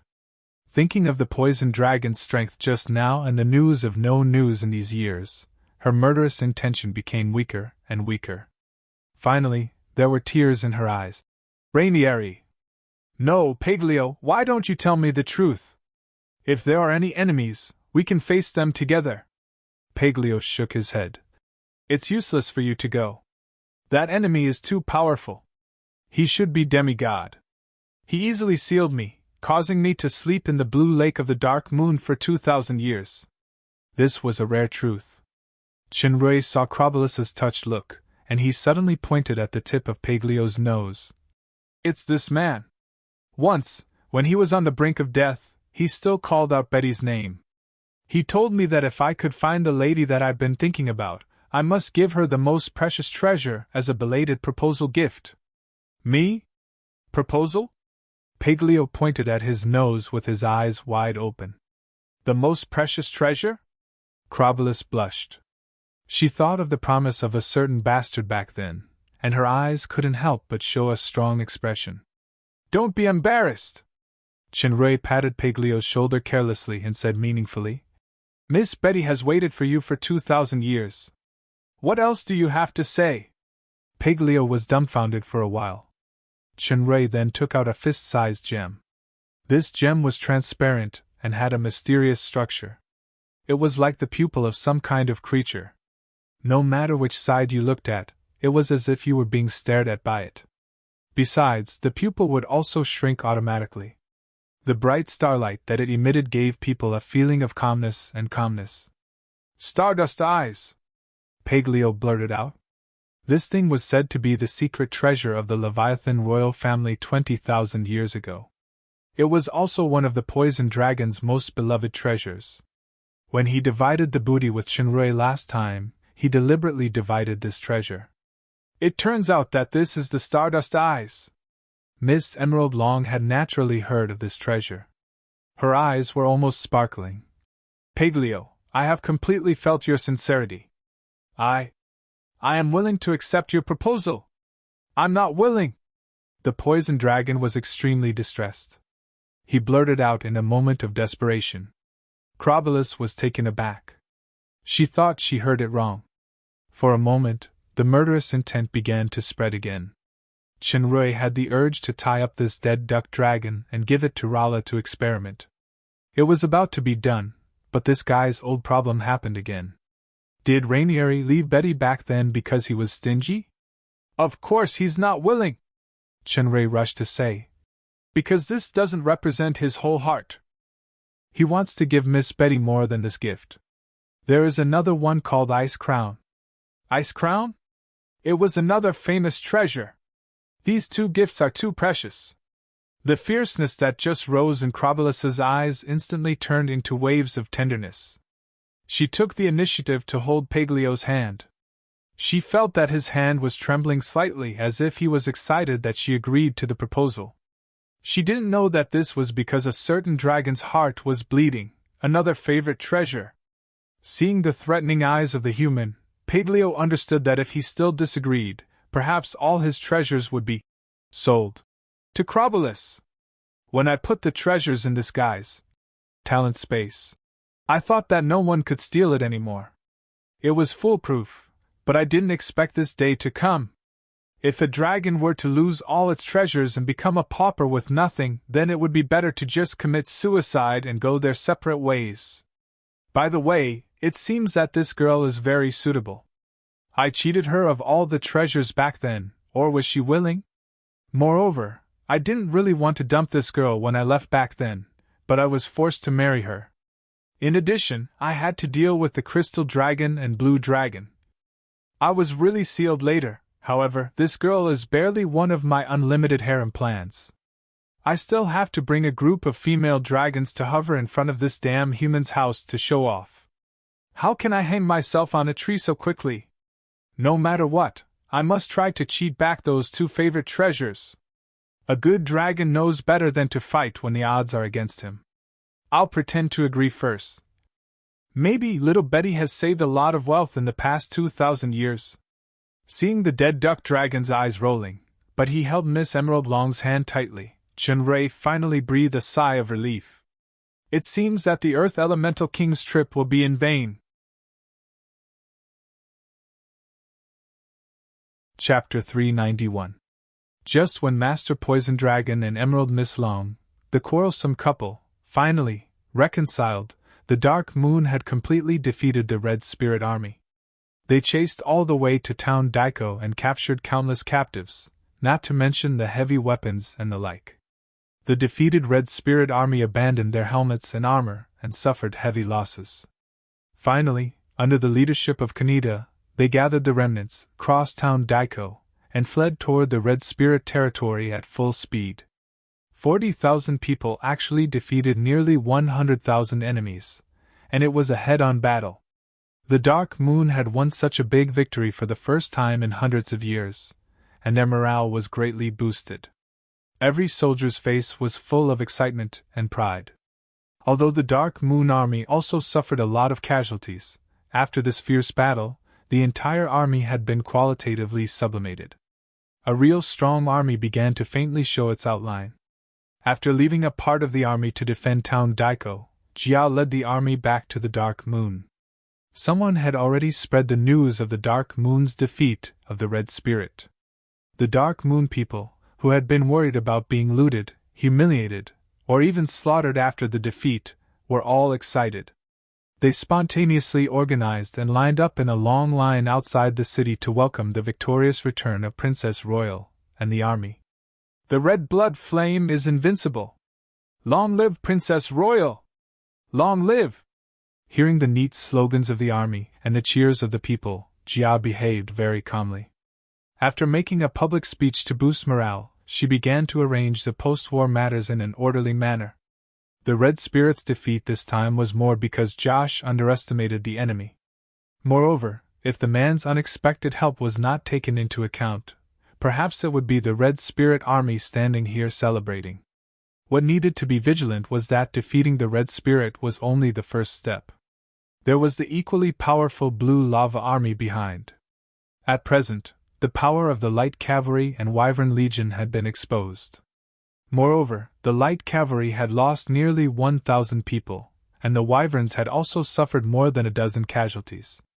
With the cautiousness of the Blue Lava Lord Titan, he would definitely be prepared, so I must not be blinded by victory. I must calm down. I must pay close attention to the movements of the Blue Lava army in the south and be ready for the second fierce battle at any time. Back at the palace, Jia removed the broken armor, simply treated the wound, and changed into a white dress. After experiencing the excitement of the victory, she felt an unprecedented fatigue. By the way, where is Alice now? Where were Athena and Kia? He must have a plan. He went to deal with Crobolus. I wonder what happened. There were too many mysteries to be solved. You must come back alive, no matter what your identity is. Before she knew it, Jia had already walked to the pool in the depths of the inner courtyard. This had always been her forbidden area, and there were no maids nearby. Involuntarily, the scene of his first encounter with that old enemy of his appeared in his mind, as well as the extreme anger of his greatest secret being exposed. Unknowingly, a wave of hatred rose in his heart. However, at the same time, some irrelevant scenes appeared in front of her, such as the couple's dance under the moonlight, and how she couldn't help but get angry every time she saw that person, but also wanted to see him very much. And on the battlefield, the declaration that made the entire Dark Moon army seethe. Jia, you're such a stupid woman. Stupid woman, that's right, that's the word. Jia only felt that her mood was unprecedentedly complicated and contradictory. She gently lowered her head, sighed, and walked towards the pool. Wait for him there. No matter what his purpose is, no matter what the final result of the two of us is, just wait for him like this. Jia walked into the pool. After a strange space distortion, she came to the secret room under the pool. This was the secret place where the fragment of the God-eating mask was sealed. Only the Lord knew about it. Here was the biggest secret in her heart. It recorded her true emotions that she did not show in front of anyone, including Alice. Only in this narrow and unknown small room could she really have the freedom to laugh or cry loudly. As soon as Jia entered the secret room, her pupils suddenly shrank because there was already a person in the room. With his back facing her, he gently plucked the memory wind chime with one hand. In the ringing of the bell, there were familiar sounds from time to time. It was her. There was a relaxed humming sound, crying, laughter, and a low murmur of yearning. The biggest secret in her heart was peeped, and Jia couldn't help but feel angry. She slowly turned her head. Sure enough, it was this face. Not only this face, but there was also a familiar feeling from the heart. It was definitely not something that could be disguised by ordinary transformation. Although there were thousands of words that she wanted to ask and say, a cold and murderous sentence came out of her mouth, even in this most real secret room. Where's your mask? It's here. A strange mask appeared on the familiar face, and Jia's heart suddenly tightened. This breath, yes. It's the highest artifact of the Beelzebub royal family, the God-eating mask. And it's complete. In an instant, Jia's murderous intent had become extremely strong murderous aura. Many assumptions were confirmed in an instant. Beelzebub. No. I should call him Aguile. Beelzebub. The so-called symbiotic contract is just a lie to cover up the disappearance of two identities at the same time. In the blink of an eye, the God-eating mask disappeared again, and the familiar face was restored. Jia's eyes were as sharp as a knife. Why don't you keep wearing it? This pun made Shinrei sigh faintly. If you wear the mask for a long time, it is easy to forget that it is not your real self. Maybe one day, when you are determined to take off the mask, you will find that your face is already the same as the mask. Do you understand? It was also an answer with a hidden meaning. Jia touched her face subconsciously, and then she said coldly, I don't understand. I don't understand what you want either. Then, tell me, what do you want? Chenrui walked over step by step. What I want. Jia's eyes were absent-minded for a moment, and then she woke up. Her murderous intent had risen to the peak. I want you to die. Although she said so, her murderous intent was still fierce, but her feet were retreating step by step. It was just that the space of this secret room was too small. After taking 2 steps back, she was already forced to the corner. Chenrui looked at Princess Royal Highness, who was looking at him coldly. In his mind, she used Kia to drive away his determination and ruthlessness, just for the last command. I command you in the name of Jia. Lucifer, you must live. Closing her eyes, she gently recalled the feeling at that time, and the uncontrollable terror, and blurted out a sentence. Stupid woman! The familiar 3 words made Shay's body tremble slightly. She finally suppressed her violent heartbeat, gritted her teeth, and said, This oath has been broken on the battlefield. At that time, I didn't make a move again. Now either you die or I, then, add one more word. The man's eyes showed undisguised sincerity and affection. My stupid woman! Jia's movements froze, and a long-suppressed emotion in her heart finally surged uncontrollably. Then she felt a strong male breath approaching quickly. Although she kept telling herself to dodge, to shoot, to kill this enemy, her body was out of control until she was gently held by him.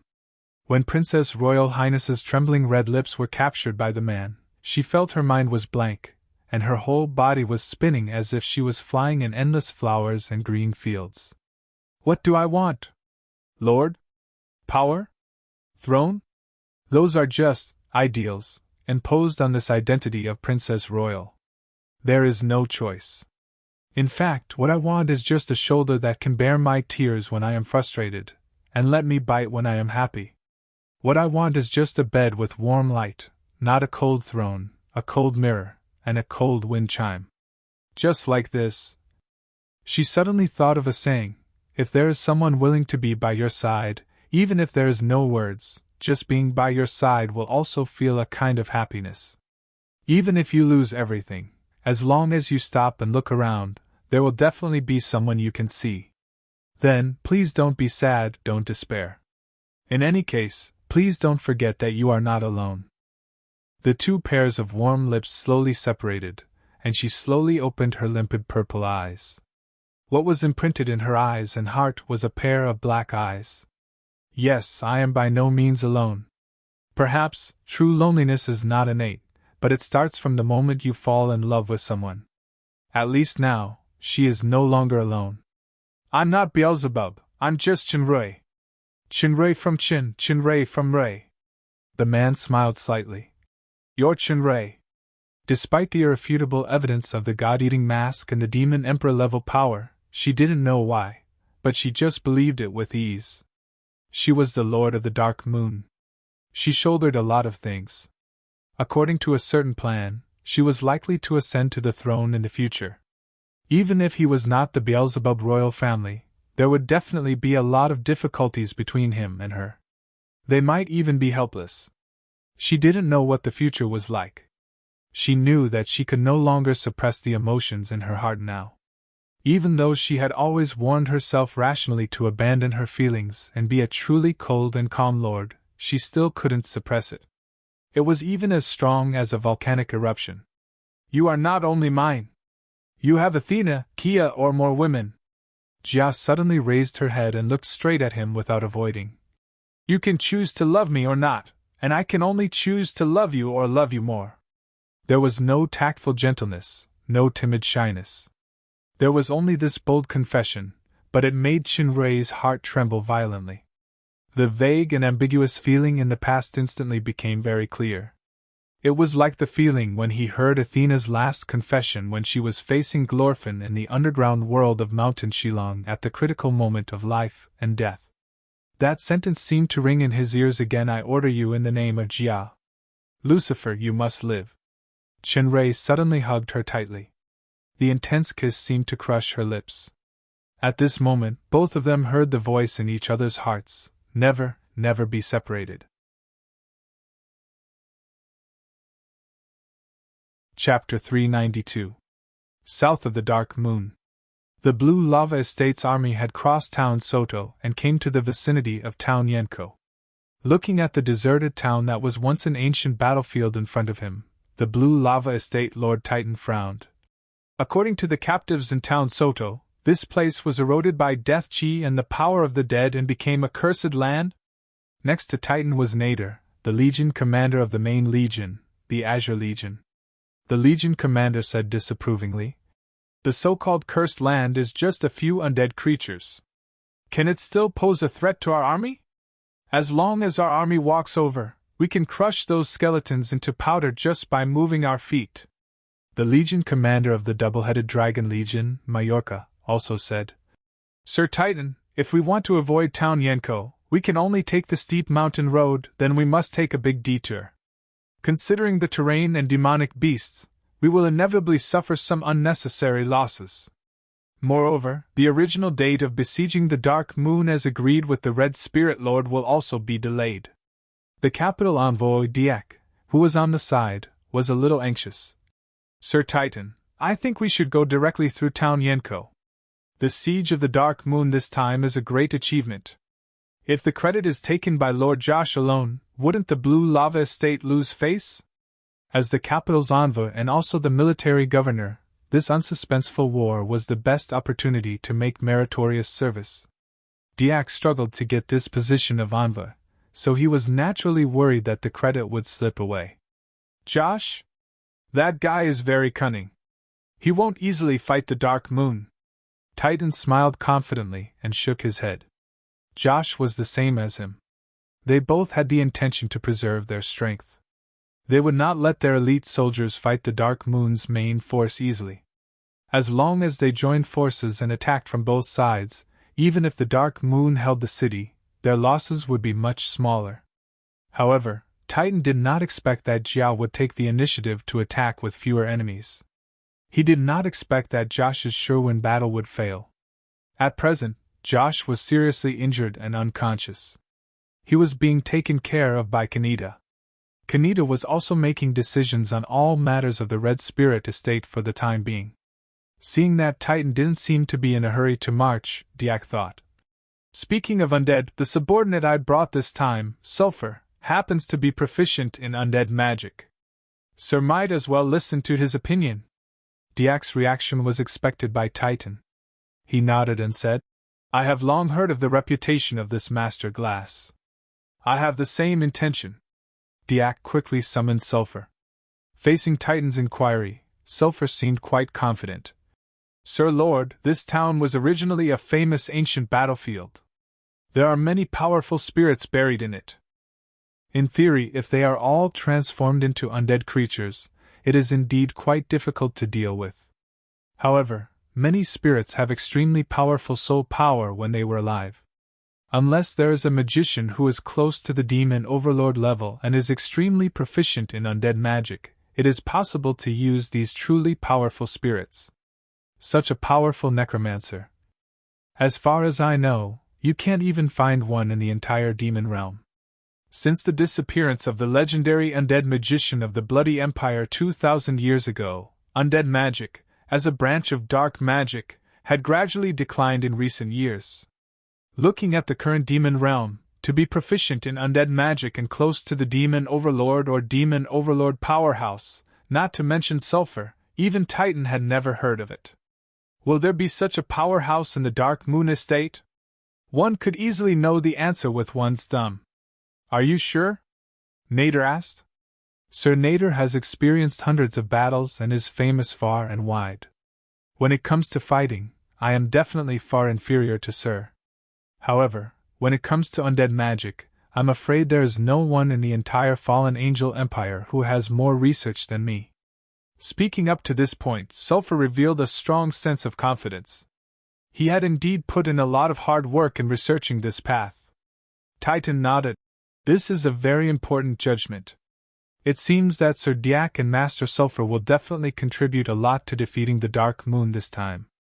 In fact, When Titan heard Majorca's words just now, he had already made up his mind to pass through town Yenko directly. This pretense was just to find a way to give more credit to Diak. Diak was a direct descendant of the royal family. Judging from the situation of being a special envoy this time, his future must be good. It was better to do him a favor so that the capital could take care of him in the future. Thank you, Sir Lord.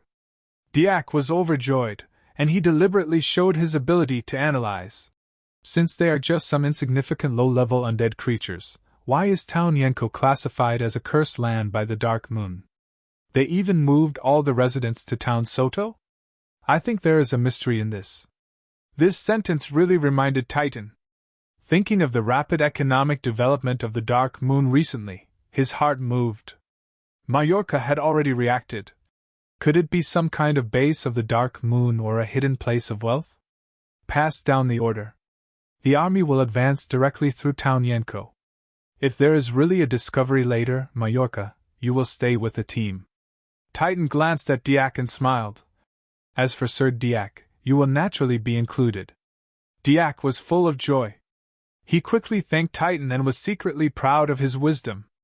In this way, the Blue Lava Army advanced straight toward Town Yenko. When they approached the area of Town Yenko, they felt that the temperature was inexplicably lower by a few degrees. The surroundings were filled with a gloomy and cold atmosphere. The soldiers also seemed a little cautious. They advanced cautiously under Titan's orders. Since Town Yenko was originally an ancient battlefield where countless souls were buried, plus there were rumors of a small group of low-level undead creatures, Titan did not take this seriously. Instead, he was very interested in what might be hidden in this cursed land designated by the Dark Moon. Just when the Blue Lava Army passed through the ancient battlefield of Town Yenko, a large amount of gray mist suddenly appeared. The road under their feet seemed to be all messed up. It was impossible to see the road ahead at all. What's going on? Titan and others were taken aback. Even the demonic horse under them began to become uneasy as if it was full of fear. Could it be the mist of the netherworld? Sulphur looked surprised. It can make the undead creatures exert a stronger combat power in it, but this is a high-level undead magic that has been lost for more than 1,000 years.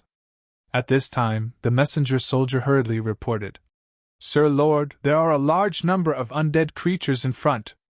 As soon as he finished speaking, the screams of the soldiers could be vaguely heard in the mist ahead. Not only that, someone reported that there was also a large amount of mist behind them. Even the retreat route was gone. Titan was taken aback. He quickly reined the demonic horse under him and shouted, Order the army to stop advancing immediately and prepare for battle. When Titan led Majorca and the others to the front, they saw that there were countless staggering figures in the fog. They tried their best to see, but they could only see what seemed to be skeletons. They did not know how many there were, and they did not know if there were any higher-level undead creatures hidden among them. These are just a few. Undead? It's simply an army.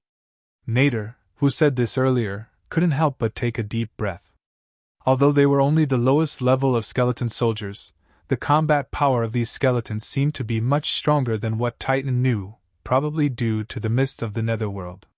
Moreover, the undead didn't feel any pain. After a skeleton had half of its body cut off by a soldier, it still used the rusty machete in its hand to cut off the opponent's feet. Facing such a terrifying enemy, the morale of the army was greatly affected.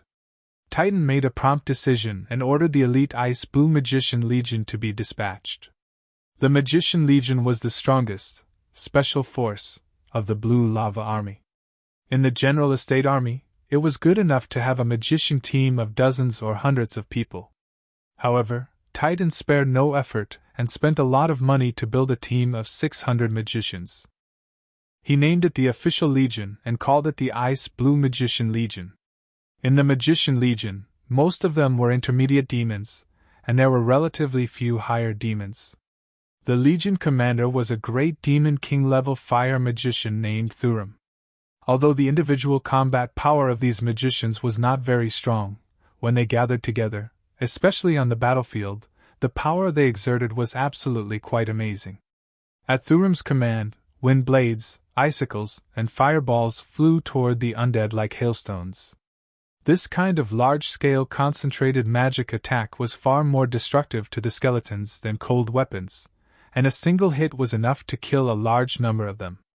Thurum chanted quickly and waved the magic wand in his hand. A large number of burning meteorites fell from the sky.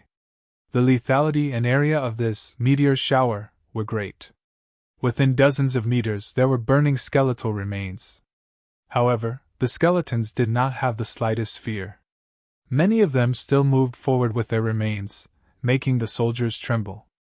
Just as the Ice Blue Mage Legion was doing their best to shatter and block the attacks of the skeletons, a strange magical fluctuation suddenly appeared in the mist. Immediately afterward, colorful rays of light lit up, and countless rays of magical light rushed out. The area of attack was far larger than the Ice Blue Mage Legion. The blue lava army in front was caught off guard. Wherever the light passed, flesh and blood flew everywhere. There were constant screams, and many soldiers were killed. So many magic waves? Does the enemy also have a magician legion? Titan was taken aback. He couldn't be bothered to be polite and shouted to Sulfur. How long will it take to dispel this mist of the netherworld? A few more minutes. Sulfur was using a strange paint to draw a strange magic circle on the ground. This paint was the magic essence that he had carefully researched. It was very expensive, but the situation was urgent now. He guaranteed that there would be no problem previously, so he couldn't care so much at the moment. Frontline army, retreat! Erect shields! Use bows and arrows to fight back against the enemy. Nader was already commanding the soldiers to be on guard. Thurum was also ordering the Magician Legion to carry out coordinated attacks, but the effect of bows and arrows was not good. Besides, the number of Magician Legion was limited after all. They might be able to play a key role at some specific moments, but it was beyond their power to be the main force to destroy the enemy head-on now. Soon, many magicians had exhausted their magic power. They took out the prepared spirit power recovery potion and consumed it. The front line had begun to engage in a large-scale melee. The casualties of the blue lava army increased sharply. As for the undead, they were already dead, so they didn't care about casualties. His whole body was shrouded in a black cloak, and his face couldn't be seen clearly. He gave off an awe-inspiring feeling. Sir Great Necromancer, I've never seen such powerful magic power before. Titan complimented. Today, my army is not trying to offend you. It's just that we have an urgent matter to attend to, so we wanted to pass by. Please give us this convenience. As a reward, I'll give you a satisfactory gift. Money, magic materials, magic tools are all yours to choose from. The undead magician's gloomy voice sounded. I only want one thing, that is your bodies. TSK, TSK, TSK, so many fresh bodies. It's just enough to form a zombie army. And those magicians, my skeleton magician army can also expand. The other party blocked his words as soon as he came up. Titan's pupils suddenly contracted. It seems that a battle is inevitable today. With the comparison of the military power of both sides, coupled with the characteristics of the undead creatures, I'm afraid that my army is in danger of being annihilated. The only chance is to behead the undead magician. As long as the undead magician controlling the army is eliminated, the army will naturally disintegrate. Before Titan could think more, the other party had already launched an attack. The skeleton army attacked the blue lava estate army from all directions. Under the command of Majorca and Nader, the blue lava estate army formed a defensive circle formation. In front of the sea of skeletons that surged like a wave, the casualties of the blue lava estate army, whose morale had plummeted, skyrocketed. The circle formation began to shrink slowly. At this moment, the Magician Legion began to cast the most powerful offensive magic toward the skeleton cavalry where the undead magician was. At the same time, several figures in the blue lava estate army rushed out. These figures were very powerful. They were all Demon King level, or even Great Demon King level. Their target was the undead magician who commanded the army. The skeletons reacted very quickly. Those figures were gradually drowned in the sea of white bones. Some of them didn't even have time to scream. The undead magician suddenly raised his head, and he saw Majorca's figure appearing in the air. He was holding a great sword and slashing down. The previous magic attack and the commandos were just a cover to attract the firepower. Titan's strongest combat power, Majorca of the early stage of the Demon Emperor, was the real killer move. Majorca had already used his full strength in this blow. A huge deep trench suddenly appeared on the ground. The surrounding Terror Knights were unstable under this powerful slash, and they fell down. The undead magician was caught off guard. He was slashed by the sword, and his body was suddenly torn apart. Got it! Titan was overjoyed, but his smile quickly froze on his face. He saw Majorca being engulfed by the black smoke emitted from the necromancer's split body. He let out a shrill scream and rolled on the ground. Not long after, his breathing gradually weakened. Then, he strangely stood up like a puppet, his eyes emitting a faint light. Very good, early stage of the Demon Emperor level material. I will have one more powerful Terror Knight. The undead magician's chilling voice sounded in the throat of Majorca. Titan, Nader, and others were shocked. This undead magician actually killed Majorca of the early stage of the Demon Emperor in close combat. Could it be an immortal body? In this way, doesn't it have no weaknesses? The undead added a sentence as if he was talking to himself. By the way, that lord should also be Demon Emperor level. That's great. Titan shuddered, and an unconcealable fear rose to his heart. He suddenly thought of what Sulphur said previously. Unless there is a magician who is close to the Demon Overlord level, and he must be extremely proficient in undead magic, then it is possible to use these truly powerful heroic spirits. Then the opponent is at least the peak stage of the Demon Emperor? Or a Demon Overlord? How can there be such a terrifying existence in the Dark Moon realm? If I don't escape from here today, I'm afraid I will really become a death slave enslaved by this terrifying magician. I immediately screamed. Everyone, retreat and break through to the south. It's too late. None of you can escape today. The creepy laughter was louder, and a large amount of gloomy mist began to fill the surroundings again. The entire sky became dark, and only the occasional light reflected the desperate and fearful eyes of the soldiers. Chapter 393. Town Yenko, Ancient Battlefield. The mist of the netherworld, which had been dyed red by blood, finally dissipated gradually. There was a disgusting bloody smell and the wind blowing in his face, but Diak could no longer smell it. Compared with his almost numb sense of smell, the strong impact of the mountain of corpses and sea of blood in his vision was more able to completely collapse his will. The entire Blue Lava Army had a total of 100,000 people, but only 2 survived. One was Diak, and the other was Sulphur. If Diak didn't shout out his identity as the capital's envoy, his fate would have been the same as Titan Nader, and all the corpses on the ground. As for Sulphur's survival, it was not because Diak still protected his subordinates at the critical moment of life and death, but because the corpse necromancer was interested in this little guy, who had previously dispelled his mist of the netherworld and also had undead magic breath. Athena suppressed the churning feeling in her stomach and stared blankly at the ancient battlefield that was like hell on earth. She felt that it was difficult to calm her mind. Although she grew up in the Warlock Fortress and followed her father, who was the first general, she had also seen some small-scale war scenes, but it was the first time she saw such a large-scale death. Is this a real war? Are those glorious meritorious deeds built on so many corpses and blood? Madam Athena. Garadam's voice interrupted Athena's thoughts. I want to keep this little undead magician by my side. It should be okay.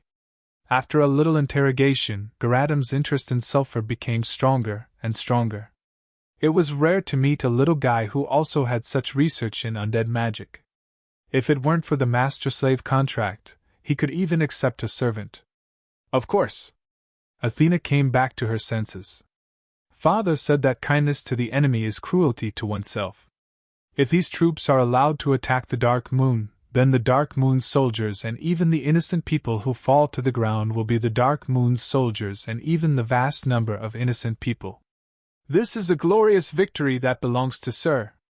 If it weren't for the capital's envoy who might still be useful to him, I wouldn't have deliberately asked Sir to be merciful just now.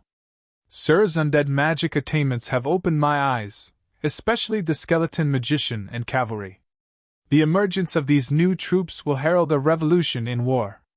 Garadam smiled proudly.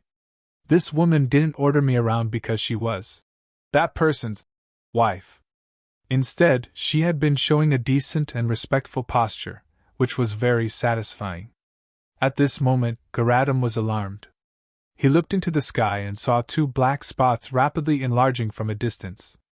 Obviously, their flying speed was extremely fast. When he looked carefully, it turned out to be two giant dragons. She immediately talked with Crobolus. Both women were very cheerful, and they quickly got along well. Hearing the name of Ms. Emerald Dragon, Diak, who had been in a state of numbness, finally reacted. He had the strength out of nowhere, and he rushed forward like grasping a life-saving straw. Madam Crobolus, save me! I want to leave this terrible place! Before he got close, an invisible force sent him flying, and he suddenly fainted to the ground. It was Crobolus, who Diak regarded as his savior. Although she already knew that the sulfur, who tricked her to the Blue Lake mountain range at that time, was disguised by Chenrui, Miss Long still felt unhappy when she saw the real deal and Diak now. He even dared to disturb my chat with Athena. Sulfur on the side wanted to say something, but he was glanced by Miss Long Emerald's eyes. He immediately lowered his head and didn't dare to speak again. This powerful undead magician is actually this person's servant. The Dark Moon actually has such a powerful power. Madame Crobolus is actually dragons, and they are actually in cahoots with these guys. If this continues, maybe this empire will really change. Fallen Angel Capital. Palace. Obsidian was sitting in the Imperial Garden with a gloomy face. Even the concubines who accompanied him did not dare to say a word.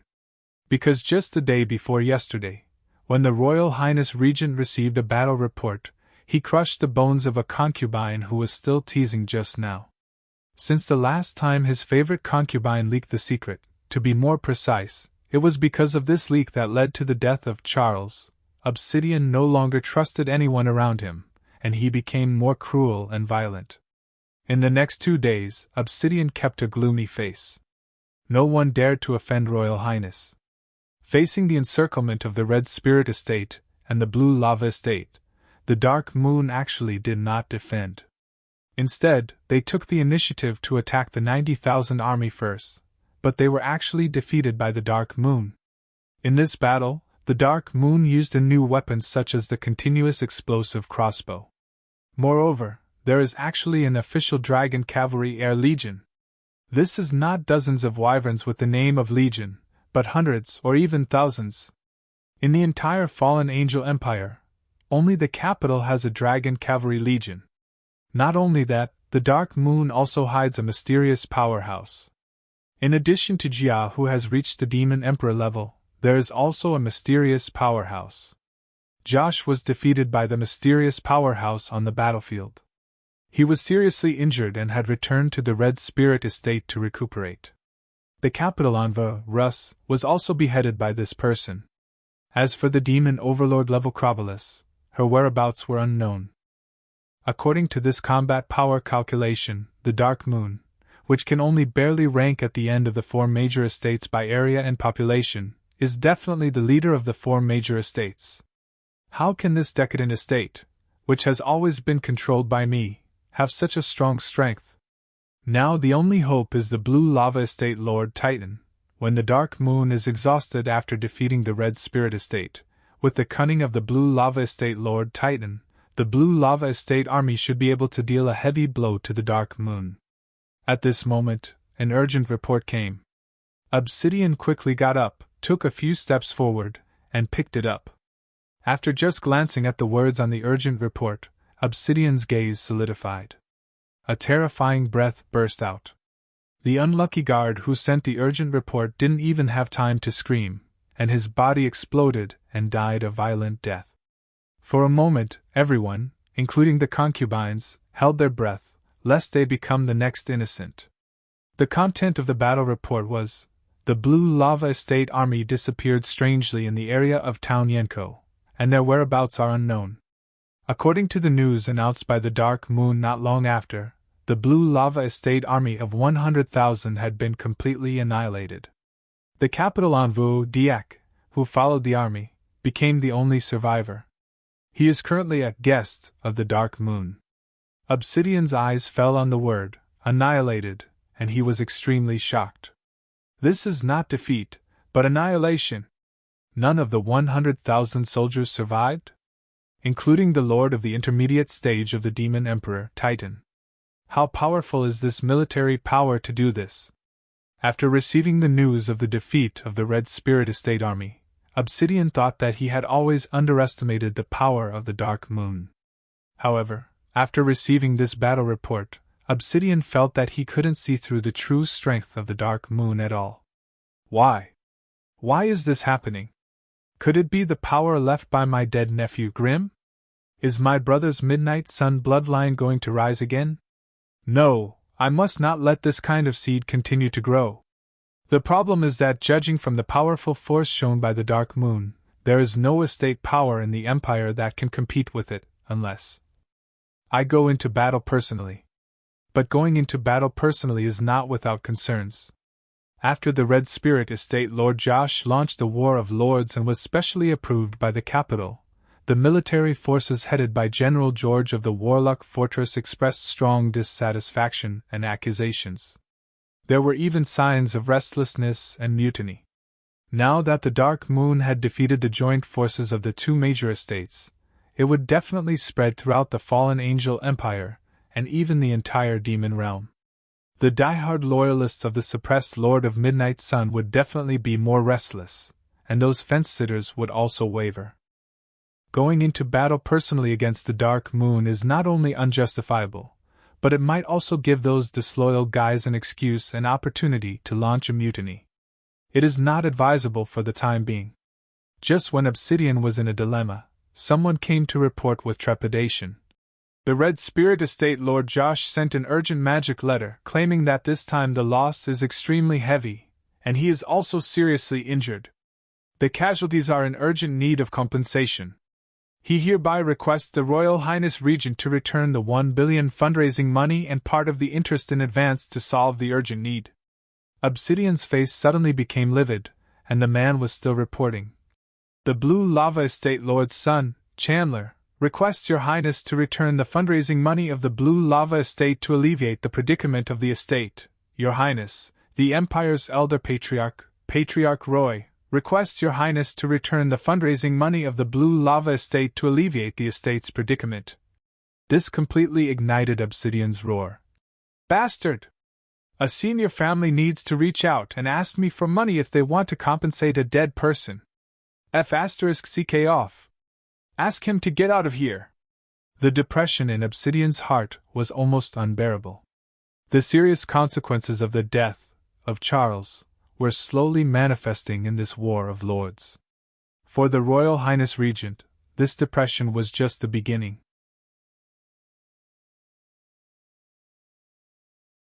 Chapter 394. The result of the War of Lords of the Dark Moon shocked the entire fallen Angel Empire. For a long time, in people's minds, the Dark Moon was just a destitute estate under the control of Regent Obsidian. It was supported by Crown Prince Grimm's daughter, Princess Jia. It was only a matter of time before the remaining glory of the Lord of Midnight Sun fell. This battle completely subverted many people's ideas. The Red Spirit Estate and Blue Lava Estate alliance of the four major estates jointly attacked the Dark Moon. In the end, the Red Spirit Estate was defeated and the Blue Lava Estate was completely annihilated. This is simply an incredible victory. When has the strength of the Dark Moon soared to this level? Although the Dark Moon won, it was still not optimistic. Obviously, the War of Lords this time was instigated by the two estates by Regent Obsidian. The Dark Moon showed such a dazzling light, which was equivalent to exposing its own strength. Obsidian would never allow such a hidden danger to continue to grow stronger and develop. He would definitely take action. What is the next step? Sanctions? Personally leading the army? Even if he didn't lead the army personally, just the Red Spirit estate stopping the food supply to the Dark Moon was enough to cause a heavy blow to the Dark Moon. After all, such a large estate could not be self-sufficient in food. Even if it could be imported from the Shadow Empire, it was difficult to meet the needs of the entire estate. It was nothing more than transferring the vital point from the Red Spirit estate to the Shadow Empire. At this moment, a surprising news came from the Dark Moon. According to the captured capital Envu Diak, the Red Spirit estate and Blue Lava estate were instructed by Regent Obsidian to attack the Dark Moon this time. This was not surprising, but Obsidian's purpose turned out to be to seize the accumulated wealth and treasure of the Dark Moon. In order to seize the estate's property, a regent actually instigated and launched the War of Lords. Diak also revealed that Obsidian had been doing everything possible to plunder the property of the major estates. The previous Lord fundraising was the biggest scam.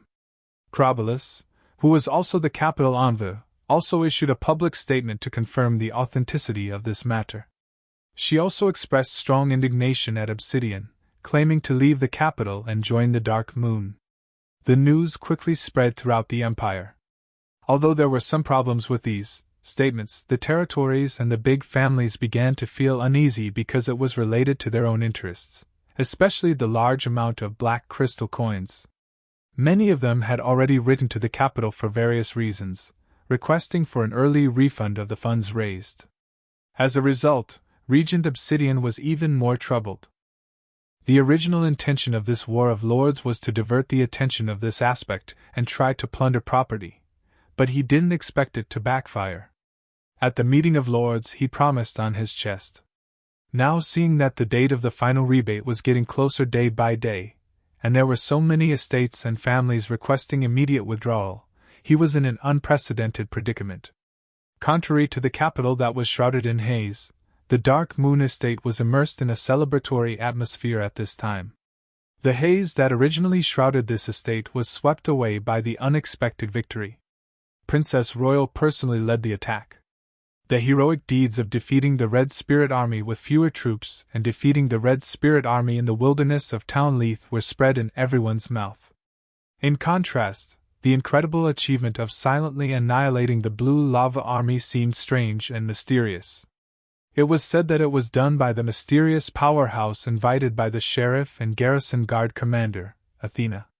Some people also said that it was the secret power that General George left in the Dark Moon. There were many opinions for a while. As the victorious heroes, the mysterious powerhouse who defeated Josh and beheaded Russ, Tim, the West Route Army commander who launched a surprise attack on the Red Spirit Army, the Old Ford father and son who quelled the rebellion of the Mellon family, the cavalry commander Kaguli, the Wyvern Legion commander and Imperial Guard commander Kagiran, the brave human financial officer who was the first to pick up a weapon and rush to the enemy in the face of the temptation of the Red Spirit, as well as the mysterious Wyvern Legion of the Dark Moon that was comparable to the capital, had become the topic of discussion of the Dark Moon's soldiers and civilians. This victory not only greatly excited the entire Dark Moon, but it also showed to all the estates of the Fallen Angel Empire that the Dark Moon was already the largest estate of the Fallen Angel Empire in both military and economy. A large number of people gathered in the central square of the Dark Moon. Jiao was giving an inspiring speech on the high platform in the center of the square. Many people found that the Princess Royal looked high-spirited and showed unprecedented confidence. In addition to publicly announcing the rewards of meritorious officials and the punishment of removing the names of traitors such as the Mellon family, Princess Royal Highness also announced 6 major initiatives. It could also be said that they were 6 unexpected good news. The first news was that the Dark Moon had finally cracked the secret of the Blue Lake Mountain Range's treasure. There was no huge wealth as imagined, but the unexpected things found were more precious than any wealth or treasure in the conventional sense. The treasure was an ancient leather scroll which recorded the secret method of improving the barren land of the Dark Moon. After the experiments of Princess Royal and Master Aldous, they found that it really worked. Moreover, the improved magic land had a harvest about twice as high as the ordinary fertile soil. At present, Jia had improved a large number of land outside the city for people to farm. They only needed to hand in a certain amount of crops every year to obtain the ownership of these magic lands. The next step would be to gradually expand the improvement to the entire Dark Moon estate. This was a huge piece of good news that excited everyone. It meant that the Dark Moon would completely get rid of the biggest predicament of food shortage in thousands of years, and they would no longer be pinched by others because of this. With the protection of a powerful army, a booming economy, and fertile and abundant food, all these fully proved that the prosperity and glory 400 years ago was about to reappear on this land. No, perhaps it would far surpass 400 years ago. By then, every Dark Moon person would be proud of their identity. The second news was that the Dark Moon had obtained permission from the two major alchemy forces, the Mechanic Association and the Potioneer Association, to build a mechanic branch and a potioneer branch in the city. The mechanic branch was headed by Master Xingxing, who was well known in the demon realm, while the potioneer branch was headed by Master Aldous. Mechanics and potioneers were welcome to join. The Dark Moon would provide the best conditions and treatment. For example, the Blue Lake Mountain Range, treasure, land that had been converted into a military location. The Fountain of Resurrection, there would be a free ration supply for the Dark Moon Potioneer branch. The famous Potioneer Master Aldous and Mechanic Master Xingxing would also regularly exchange experiences with the members to improve their level. The third news was that in order to reinvigorate the inheritance glory of the Lord of Midnight Sun, the Dark Moon Imperial Guards were officially renamed as the Red Blood Legion, and the Legion commander was Athena. The Garrison Guard was renamed as the Flame Legion, and the Legion commander was Kaguran. As for the West Road Army, it was renamed as the Moon Shadow Legion, and the Legion commander was Tim. The three legions would recruit more warriors to defend the Dark Moon's homeland. Those who were strong, courageous, and skilled could go to the recruitment office to sign up. As long as they went through the screening process, they would be able to become an honorable soldier and be treated well. The fourth news was that the Dark Moon would transform the city's water supply, sewage, and other settings for free and promote the new magic water supply developed by Master Xingxing. Residents only needed to pay a very small monthly fee. They didn't need to go out to fetch water, and they could easily use the filtered clean water at home. The fifth news was that the Dark Moon would hold 2 large-scale events next month. The relationship between the two heated up rapidly, but Princess Royal Highness was actually a very shy or very traditional woman. Even ordinary handholding and kissing seemed extremely reserved. As for the last step, it seemed that there was still a considerable distance. The revolution had not succeeded yet, so it was better to let nature take its course. I'm a very lazy person. I don't want to be a lord or an emperor. I just want to hide in a leisurely place, flirt with my beloved woman, dance, and be carefree. Hearing the words, dance, a blush flashed across Jia's face. There must be others flirting, but this dancing, beloved woman, should not be anyone else for the time being except her. By the way, I mentioned to you before about the issue of the enhancement of the undead army's weapons on Garadam's side. What do you think? This powerful undead army will be one of our most important forces in the future. Jia deeply agreed with this. From the total annihilation of the Blue Lava Estate this time, we can see the horror of this army. Fortunately, it is an ancient battlefield. There are enough undead materials. Together with the Blue Lava Estate army this time, it should be able to increase the combat power of the undead army to a higher level. You can make the decision on this matter. As for the establishment of the Dark Demon Organization, do you have a better idea? We humans have an old saying, know yourself and know your enemy, and you will never be defeated. The Dark Demon must be established as soon as possible to grasp the movements and intelligence of all parties immediately. The Cloak Gang's team may still be useful in the Dark Moon, but if it is the entire Empire or even the entire Demon Realm, it definitely won't work. Many things must be trained from scratch. I have 2 reliable partners who are also Athena's close friends. One of them even helped you deal with Russ, so I can ask them to help for the time being. Actually, I still have the best candidate for commander in my mind, but unfortunately, Her whereabouts are unknown. Let's talk about it in the future when there is a chance. That's good. Jia nodded slightly. At present, the Blue Lava Estate is not a threat for the time being. However, the remaining power of the Red Spirit Estate is still not trivial. We can't take it lightly. No, on the contrary, I think the Blue Lava Estate's lord has just died. His son, Chandler, is not strong and prestigious enough. All forces are eager to take action, so we should focus more on this estate. As for the Red Spirit Estate, let's rest assured for the time being. Perhaps this former enemy will become one of our indispensable and important helpers. Josh was seriously injured and dying. His son, Kaneda, was in charge. All decisions were conveyed through Kaneda. Kaneda had become the puppet of the God-eating mask in the beheading operation in Town Leith. Just these 2 points alone were enough to explain a lot. Really? Then we have to step up the investigation of the Blue Lava Estate's intel. Jia's eyes lit up, then it turned into embarrassment. Your hand, behave. I just want to feel your highness's great mind. Why is it bigger in the secret room? Your highness Jia, don't restrain your mind. Give it a loose and comfortable environment. Ouch. Okay. Sir Financial Officer, you can leave now. Bastard, what are you going to do? Whoa. The sound of his mouth being blocked, after a long time, the Imperial Guards at the entrance of the palace, which should now be called the Red Blood Imperial Guards, heard the angry voice of Princess Royal Highness coming from the council hall from a distance.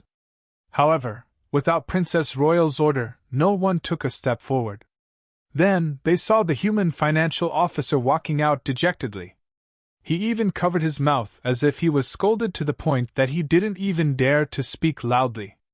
Sure enough, even if he showed considerable courage on the battlefield, even if the Dark Moon won a great victory, this human financial officer still successfully angered Princess Royal Highness as usual and was driven out. Could it be that the courage in the face of the Red Spirit Army is usually trained in the anger of Princess Royal Highness? Seeing the weird eyes of the Red Blood Imperial Guards, the human shrugged with a smile, covered his mouth, and walked out with a wronged look. No one could imagine that the reason why this guy covered his mouth was because his action was too intense, so Princess Royal Highness bit his lips in embarrassment and annoyance. Although he paid the price of blood, he still successfully felt the warmth of her red lips and the great chest. It was definitely a worthwhile mission. The moon tonight is really round. Looking at the 2 white moons in the clear sky, someone's heart surged with this irrelevant line.